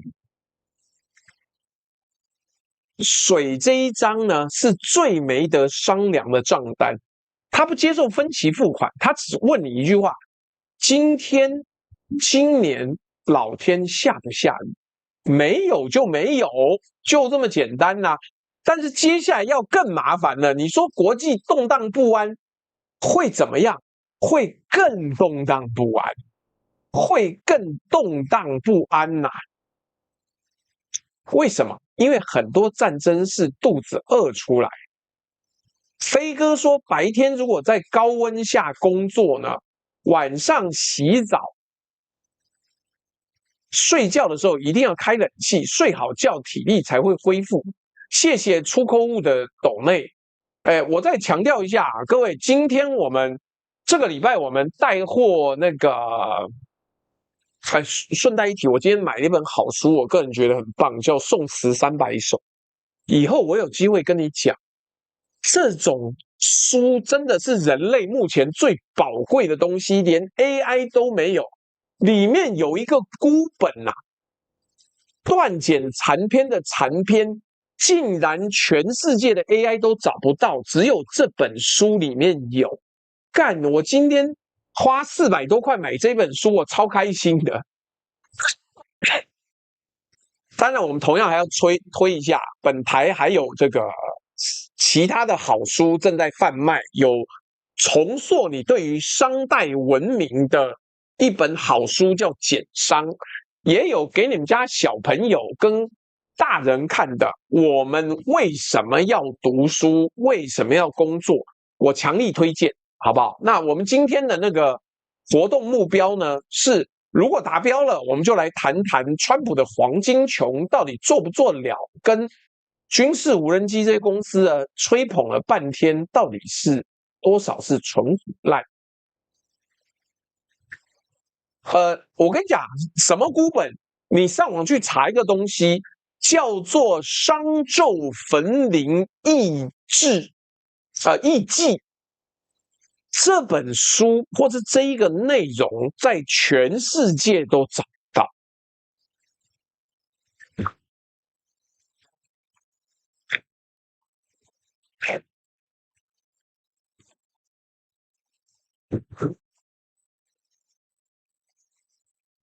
所以各位要买书，请珍惜在 AI 时代书的价值，了不起！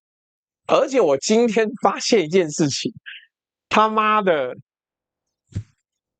AI 对于直排中文的辨认有问题，他看不懂。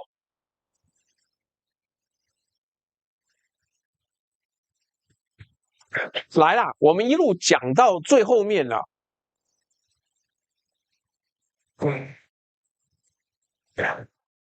我们前面算的东西呢，都是一个国家内部，这一段我们要把镜头拉到国与国之间，因为圣婴这把火烧到最后，会烧出战争跟难。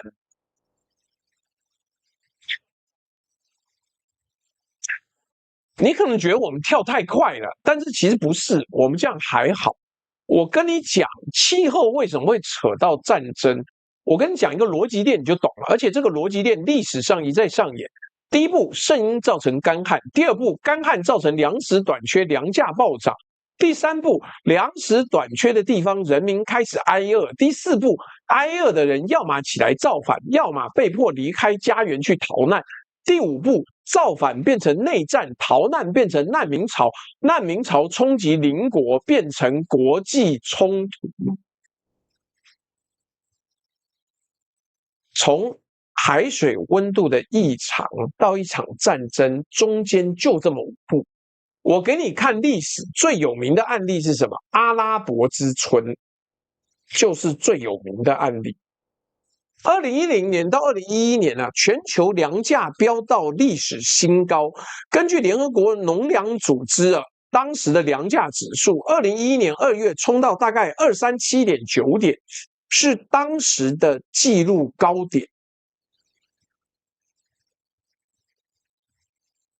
哎，中文简体书很多是横排的，哎，你不知道吗？台湾的那个书现在。你看这个都是直排的，对不对？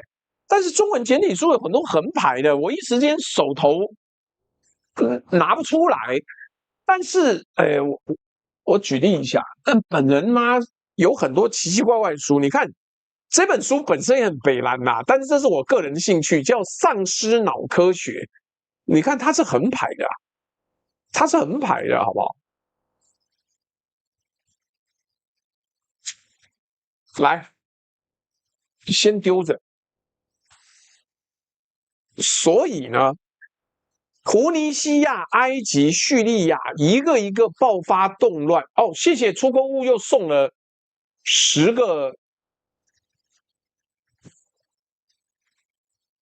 个会员，我怎么一不小心没有注意到？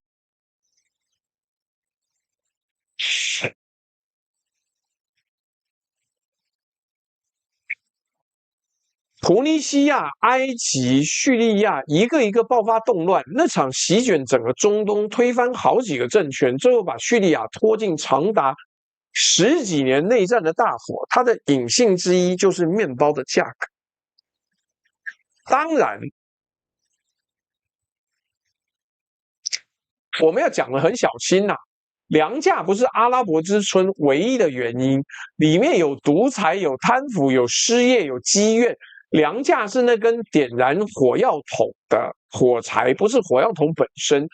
但是你不能否认啊，当一个本来就充满怨气的社会，突然之间连面包都买不起的时候，衣食足而后知荣辱啊。但衣食不足呢，就要搞革命了，就要搞革命了。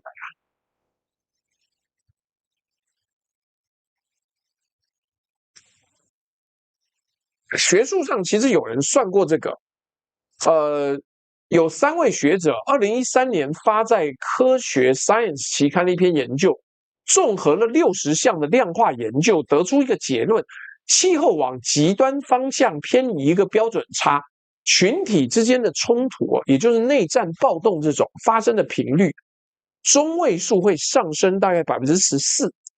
同一份研究里面，个人之间的暴力上升4%。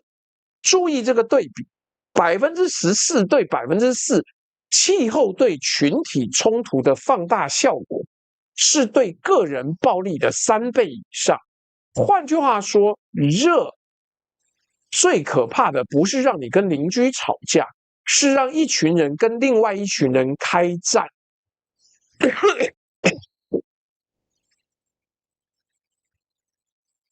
我必须讲清楚一个很容易被误解的点，这个1个标准差不是升高1度的意思，它指的是气候相对于当地历史常态的异常程度，所以这个不是天气热1度就多14%内战这种廉价的因果，而是当一个地区经历了相对于它自己而言显著异常的气候冲击的时候呢，冲突风险会稳定上升。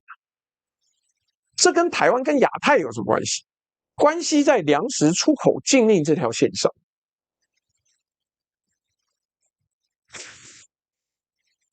我们第3章讲过，当产米国自己不够吃，它会禁止出口。这里有一个非常惨烈的前例啊，2008年那一场全球粮食危机啊，印度、越南、柬埔寨、埃及一个接一个关上稻米出口的大门，结果全球米价从2007年初到2008年夏天几乎翻了1倍以上。某些基准的泰国米价甚至涨到接近3倍，从1吨300多美元飙到700多美元。当时菲律宾急到要一口气进口200多万吨米来稳定国内。然后2023年呢，印度又禁了一次白米出口，而印度一个国家就占了全球稻米出口大概40%。这一禁，全球米价又大涨了大约2成。最先被卡住的是孟加拉、伊朗、伊拉克这些高度依赖进口的国家。在听直播的各位，你想想看，如果2027年圣婴真的把东南亚的米仓打趴，越南、泰国、印度这些产米大国会不会为了自保集体关上出口的大门？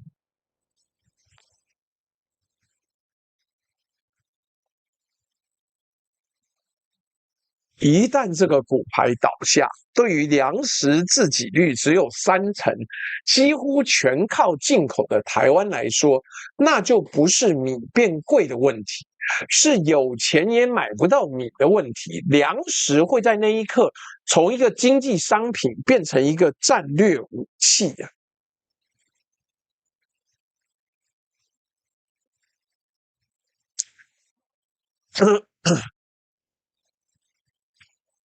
所以难民这一条线更是最直接的地缘压力。我先把话讲清楚，国际机构对于气候难民的推估口径差非常非常多。金盏花说，为什么斗内150是黄色的，170却是绿色的？因为Apple 斗内的时候呢，它扣掉 Apple 扣你的价，Apple 扣你的钱之后掉到150以下了，所以对于 YT 本身来讲，你用 Apple 斗内 YT 收到的钱比150块还少，所以跟你讲一下，来，这个世界银行的 Groundswell 报告估计，如果人类不积极行动，到2050年，全球可能高达2.16亿人，因为气候变迁在自己国家内部被迫迁移。注意，这是国内迁移。到2050年的累计预测，不是现在已经发生的跨国难民。另外一个机构 IDNC 的数字是，光是2022年天灾造成3260万人次的国内流离。联合国难民总署讲得很诚实，说根本没有气候难民这个官方统计，因为在难民公约的法律定义里面呢，气候不算难民成因。不好意思，说不算就不算。气候在这里的角色是一个威胁放大器，它很少单独把人赶走，它是叠加在贫穷、在冲突上面最后那一根稻草。所以你看，从几千万到2亿，这个范围大到吓人。正因为口径这么乱，我不会给你一个斩钉截铁的单一数字，但方向是清楚的。气候难民会成为21世纪最大的地缘政治变数之一。边境会因此紧张，邻国会因此摩擦，极端政治会因此崛起。我给你一个离台湾最近最具体的例子。美国美国智库的研究发现一件很惊人的事情：1960年到2010年这50年间东亚跟南海地区的渔业冲突，有高达77%是发生在圣婴年。圣婴年发生渔业冲突的几率是反圣婴年的3倍以上。为什么？因为圣婴会让海水升温，鱼群迁徙，渔获大减，各国的渔船为了抢那越来越少的鱼，就在争议海域上面撞在一起。在听直播的各位，这不是遥远的非洲内战，这是台湾家门口的南海。圣婴一来，鱼变少，渔船相撞，主权争端就被点火。这条线离我们一点都不远。简单来说，我们这一章的结论是，很多人以为战争是政治家决定的，是意识形态打的。但历史一再告诉我们，很多战争其实是从买不起面包开始。法国大革命，于明维说：“今天一直渴，你能蜂蜜水呢？我放在公司了。”法国大革命前，巴黎的面包价格涨到一个工人要花大半天的工资才买得起一条，然后就革命了。历史学家到现在都还在争论，如果那几年的收成没那么差，面包没那么贵，路易16会不会上断头台？我不是说气候决定一切，但你不能否认，当一个社会连最基本的吃饱都做不到的时候，他就坐在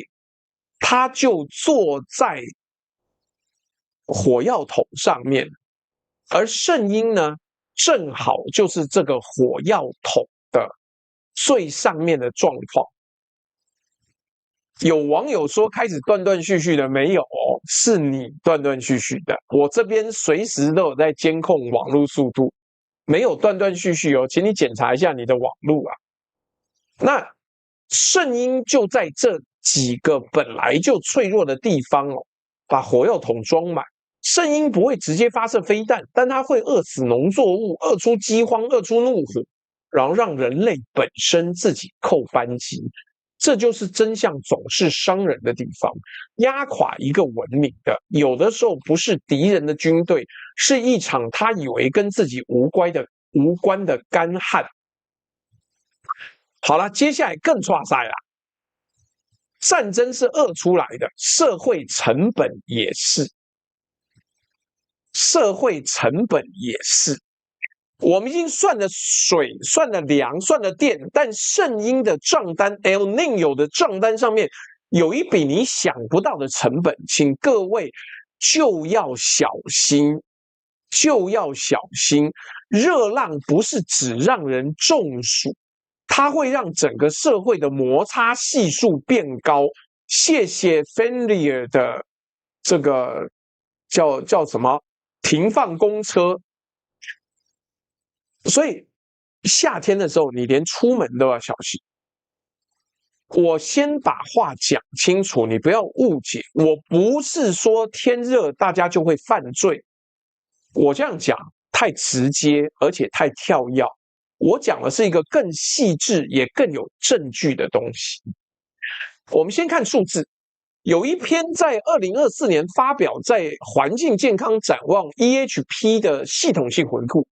他整理了83篇研究，得出一个结论：短期的气温，平均气温每上升10度，暴力犯罪的风险会增加大概9%。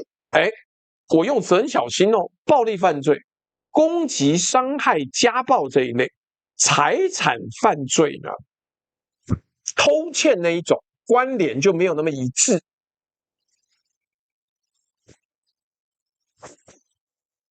那为什么热会推高暴力？机制其实非常生活化。天气一热，你睡不好，睡不好，情绪控制就变差。热本身让人烦躁冲动，然后大家热到都跑出门，公共空间挤在一起，摩擦变多。夏天喝酒人又变多，这些东西叠加起来，不是让好人变坏，而是让整个社会的火气一点就着的临界点往下降。我用一个你一定有过的经验来讲，你有没有试过大热天又闷又睡不饱，排队排很久？或是塞在车阵里面，那个当下是不是特别容易暴躁？平常你可能笑一笑就过去的事情，现在变得想要杀人全家。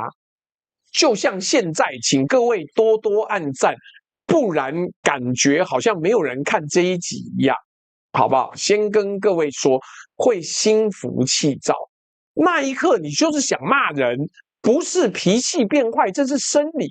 高温会让你的压力荷尔蒙升高，让控制冲动那个大脑刹车变钝。一个人是这样，一整个城市几百万人同时这样呢，整个社会的火气基准线就往上抬了。本来不会吵的会吵，本来不会动手的会动手，这就是摩擦系数变高的意思。家暴呢特别明显，因为你整天关在家里。2025年发表的研究报告，看美国纽奥良11年来的家庭家暴报案资料，发现当体感的极端高温连续5天以上，家暴的报案率会显著上升7%。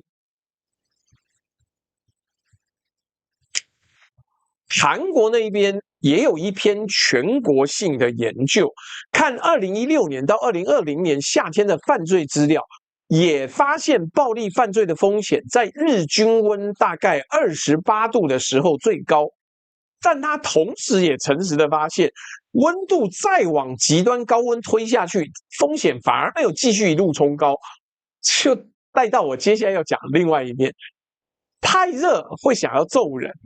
但是真正更热的时候，你连出门揍人都没有力气啊。美国的研究也很有意思，洛杉矶的数据显示，当气温超过32度的时候，整体犯罪会上升，而且这是重点，在高贫困的社区，暴力犯罪的增幅远远大于富裕社区。为什么？因为富裕的社区有冷气，有人躲进凉快的室内。贫困社区没有，大家在街头碰撞。在听直播的各位发现吗？这又绕回我们前面讲同一件事情，冷气。有冷气的社区，热浪来了，大家躲进室内，火气有地方降；没冷气的社区呢，热浪来了，大家被赶到街上，火气无处可去。所以连热出来的犯罪这件事情都是不平等的。学界给这个现象一个名字，叫做气候不正义。气候灾害总是精确的往最没有能力抵抗的人身上压下去。这里有一个很黑暗的连结。我们前面讲冷气是特权，没冷气的人先死。当热浪逼大家都躲回室内，没有冷气，那些家庭全部被闷在一个又热又睡不好又有经济压力的密闭空间里，火气没地方发，最脆弱的一环，家里的妇女跟小孩就先被烧到。那当然，这个研究的另外一面，学界也有一个东西叫置换效应，意思是什么？意思是热浪当天犯罪冲高，但接下来几天可能会降回来。哇，谢谢 TikTok 这边的简简单单做自己，抖内了很多玫瑰花等等，还有神珠，谢谢你。希望这个 TikTok 不要敢又限制我直播能见度。好了，你开心就好。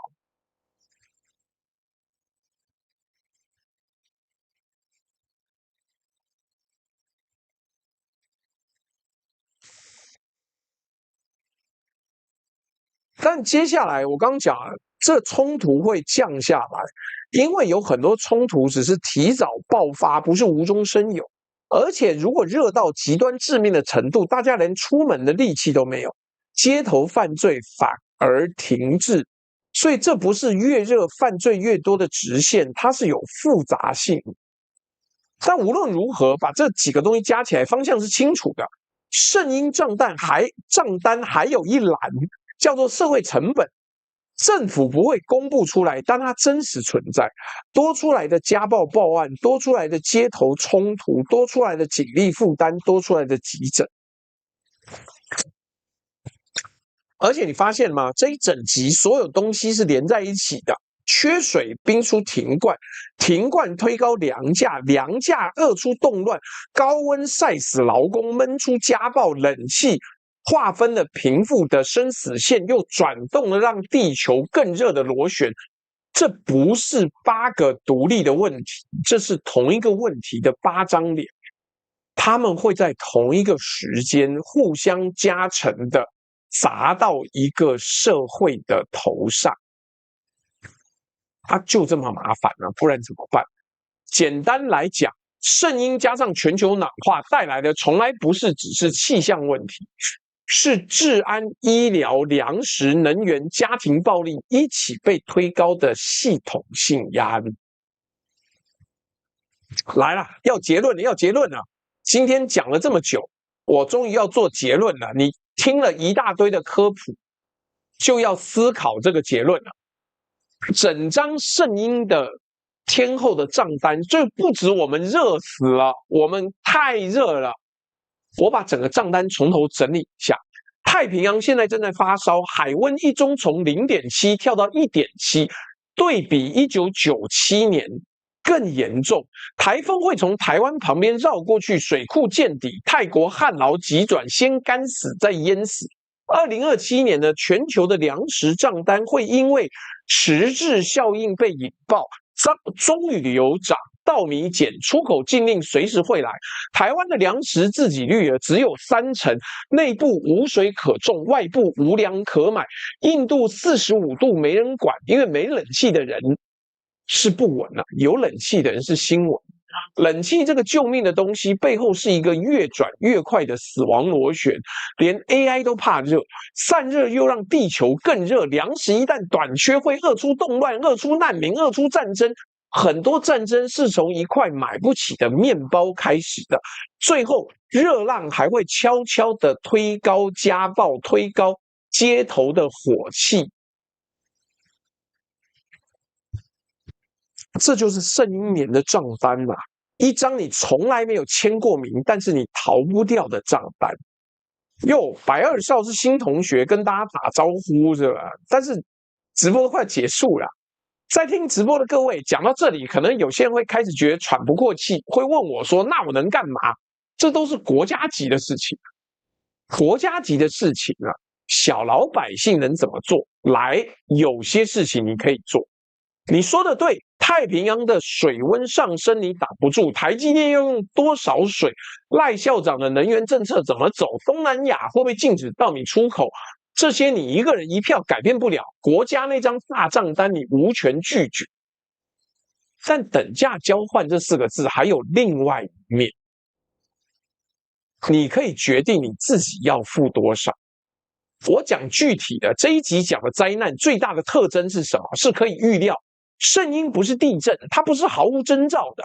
NOAA 半年前就告诉你了，台风会偏少，明年春天可能缺水，粮价2027会涨。一件可以预料的事情，代表它可以准备。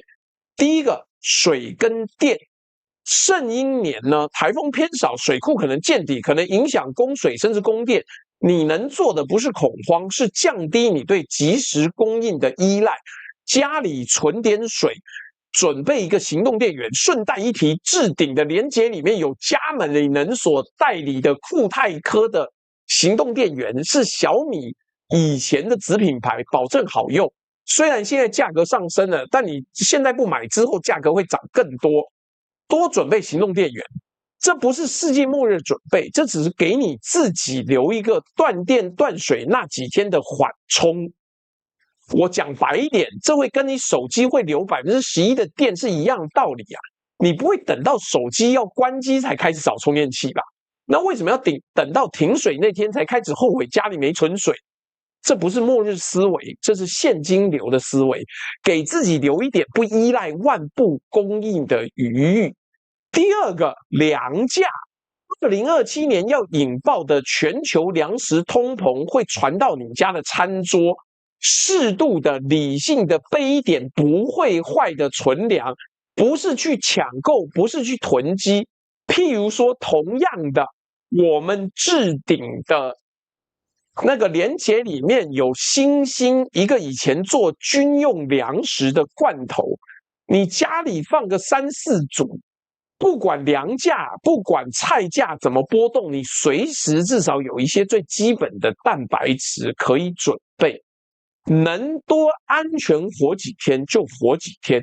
罐头可以放3年呢，短的罐头还放1年半，够你活到明年剩1年之后了。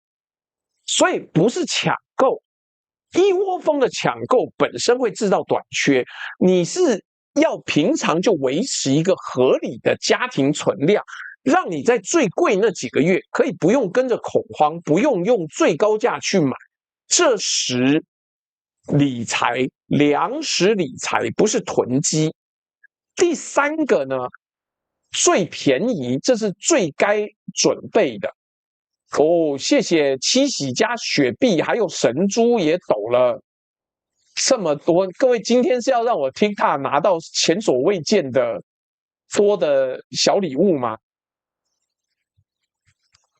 来，第三个我要强调，这个最便宜的，没有要推荐了，因为现在我还找不到要怎么办。有网友把他们公司做的那个降温背心寄给我，但是我还没有测试过。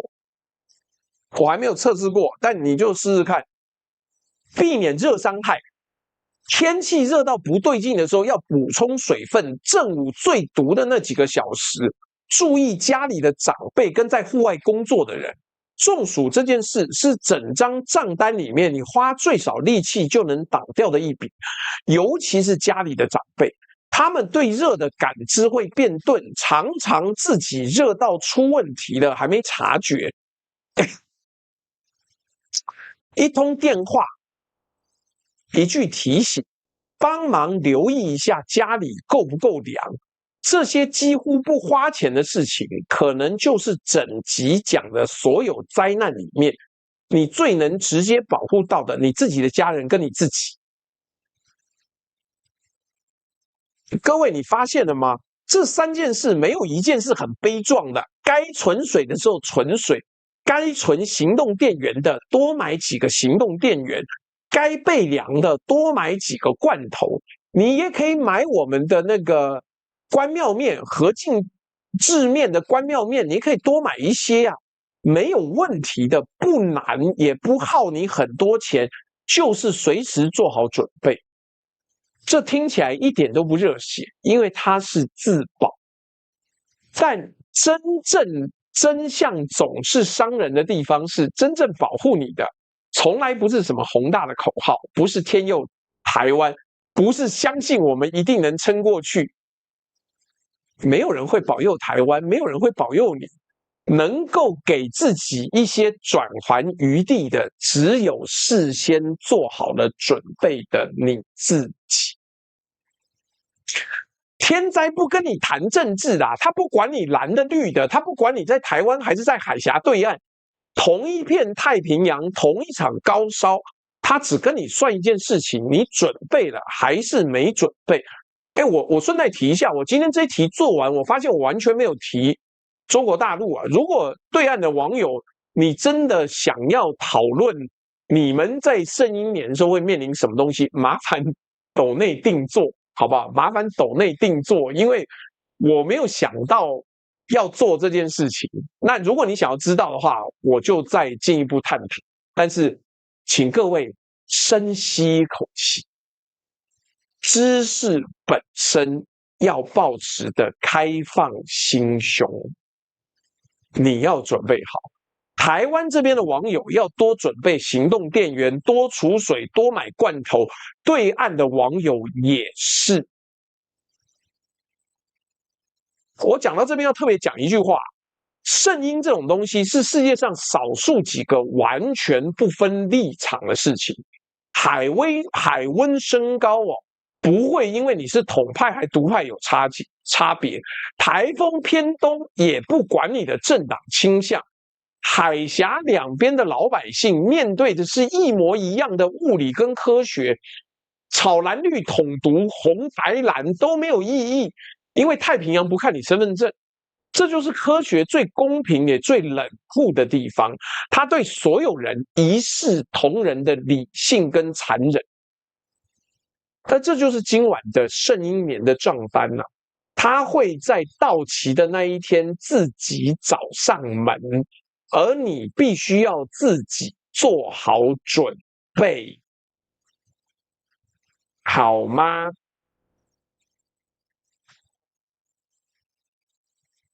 你自己的那一份账单，你可以先存钱开始付啊，囤水、囤粮、囤积大电池或者是行动电源，囤积你的份能够囤的东西。你不是连锁餐饮业，你不要囤棕榈油，因为那个对你来讲没有差别。但你可以囤罐头，你可以囤营养口粮。说到这个，我家里还有2、3箱泡面跟2、3箱营养口粮嘞。来。所以我们最后要讲一句重话，各位，今天的那个狗皮膏药啊，就是收红钱时间我已经贴出来了，1元不嫌多，不，1元不嫌少，100元不嫌多，有空就来。还有网友抖内的跟我讲说他想要定做题目，然后结果我传讯给他还没回，麻烦看一下你的上海的某一位网友，麻烦看一下你的微信好吗？来，我今天再讲最后一句重话。讲完，今天就2个多小时时间可以休息了。这一集从头到尾，我没有跟你任何安抚，我没有告诉你不要担心，一切都会好起来。为什么？因为这种安慰是最便宜也最害人的东西。他让你今晚睡得安稳，然后结果他妈要付账的时候，你根本没有做好准备。真相总是伤人，小心驶得万年船嘛。但是伤人的真相至少给你准备的时间，舒服的谎言只会让你死得更加措手不及。圣婴会来，账单会到，准备好的人付小钱，没有准备人付出更大的代价，这就是等价交换，从来没有例外。L 小戴说，台湾人是华人，家中常备keep frozen chicken, pork, vegetables and broth 鸡汤罐呐、rice and bread are essential as well。所以米也要存一点哦，因为米不容易坏，但是你可以买个几袋米在家放着。我家有一个5公斤还是10公斤的米，但是水我要不要存？我觉得我要想一想呢，罐头应该要存了，但是我现在的麻烦的地方是。我没有车可以搬，不然我就把我公司的那些罐头妈搬一半回家，我才不要卖给你嘞！妈的，我们自己存就好了。哇 ，L 小戴真的准备很好，不知道你身体最近好了没 ？L 小戴新加坡我们的网友，他说我家常备2个月的冷冻肉类跟蔬菜，还有有机米跟肉汤，就是 broth 鸡汤。哦，那个米可以打氮气或者是抽真空啦，所以本台就是不相信人定胜天呐，就跟我昨天讲那个什么光刻胶，妈的，我讲整条供应链，你跟我讲我低阶都可以准备了，没有关系，让日本死，孩子啊！贸易战就是会有伤筋动骨。你不要听信大内宣，觉得中国一点伤都没有，没有这回事啦。所有的战争就是双方互殴，殴到你承受不了为止。中国大陆承受得了，不代表它没有损伤。如果你就看那些没有损伤我神功护体，我大中华崛起的话，你股票会亏钱的。本台为什么被很多网友拿来炒股、拿来判断股市的原因，是因为第一个，我们没有股市利益啊；第二个，我告诉你都是真相，你抓对真相就知道趋势，你知道趋势就可以冷静的买股，不会被人家盗股啊。昨天我已经跟你分析了，结果大部分人听不懂，有很多人站出来说什么干日本下令全面停工，而我们中国大陆的光刻胶要全面起飞。他妈那是人家要到货啊！从2025年开始 ，A 股的光刻胶相关产业已经上升很多了，到今年算高点了。高点要怎么办？就是吸引散户去买，因为恐慌，因为民族情感去买的时候，这些人就可以到货，好吗？哦 ，L 小戴说 ，Thinking of starting another fine art related business venture。哎呦，这有我可以帮忙的地方，我可以帮忙啊！啊，太好了，太好了 ！L 小戴 ，I'm very much better，thank you。太好了，记得要帮忙的时候可以找我啊，好歹小弟是一个 AI 专家，没问题。那所以坏掉的纪元说。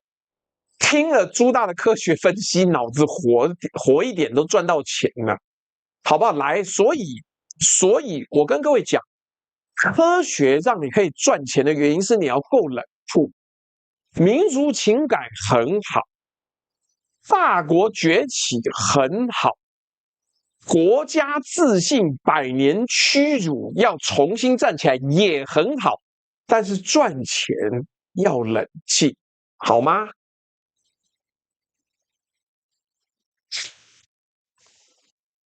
这个坏掉龙酒说伤筋动骨指的不是5万买会员吗？不是啊，我又不是真的是股市老师，所以你听我的直播里面会有很多线索的。来，我已经把那个收红钱的贴图贴出来了。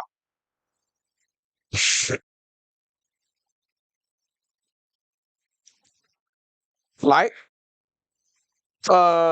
白小洛斗内说，朱大，请问有用模型生成写实效果图的 AI 平台推荐吗？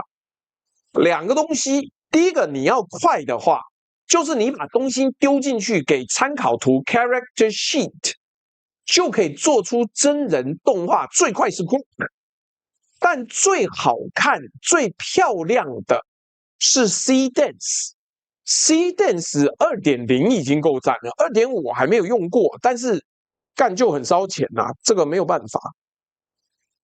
然后这一位网友是这个什么情说，我现在只要家里有人就开冷气，叫家里老人家别省那些电费，真的，老人家热到不得了啊！但是干有的时候那个冷气太久没开坏掉了，我不知道，我现在还在检查家里的那个冷气。这个是什么您？上海的网友说，朱大，我想定制一个题目，加微信详聊。我加了微信，但他没有理我。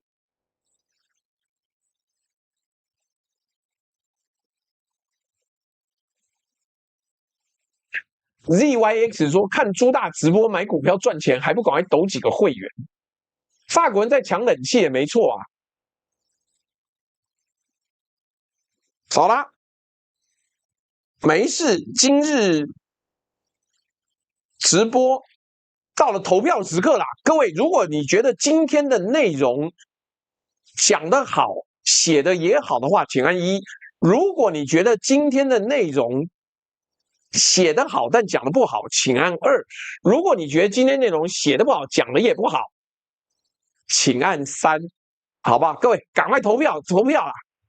清洗冷气，我们现在都是用室外机，台湾大部分用室外机了，所以清洗冷气不一定有用，但是有的时候放1年嘛，那个遥控器会坏。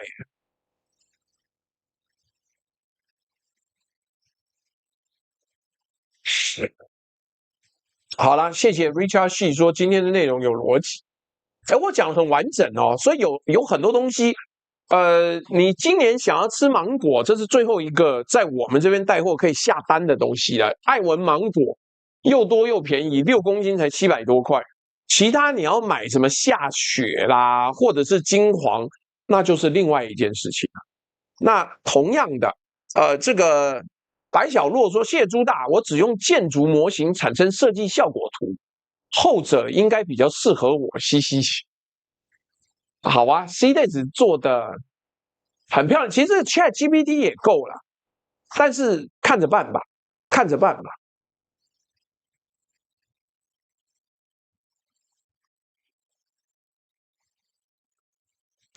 哦，S910387，你是说那个超定律要用更好的 UV，所以有专属的光刻胶，是的。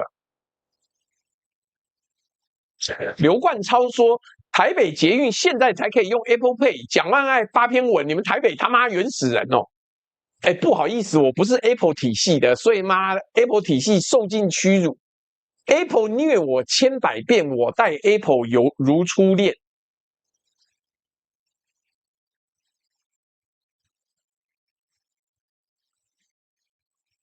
所以没办法啊。来来来，我们有投票，最后结束意见调查。来看看你最近觉得天气如何？76%人觉得很热，都快要融化了。14%的人觉得，我觉得雨下太多才要命。10%的人觉得我很凉爽，干人家凉爽。你住玉山是不是？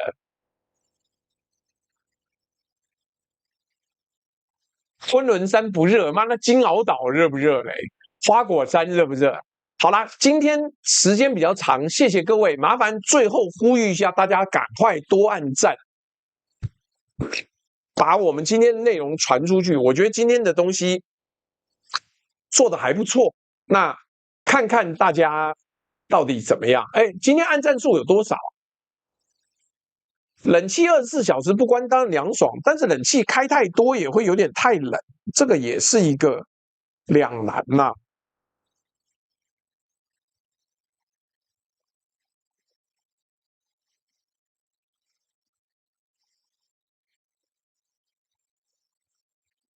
合欢山现在16度，我记得我们还有一个网友是去福寿山农场，768个赞，是不是？好啦，各位赶快多按一下赞，看能不能突破800赞吧。来，今天非常感谢各位，谢谢大家共度一整个晚上，开开心心的。那我们就跟各位说拜拜了，好不好？拜拜拜拜。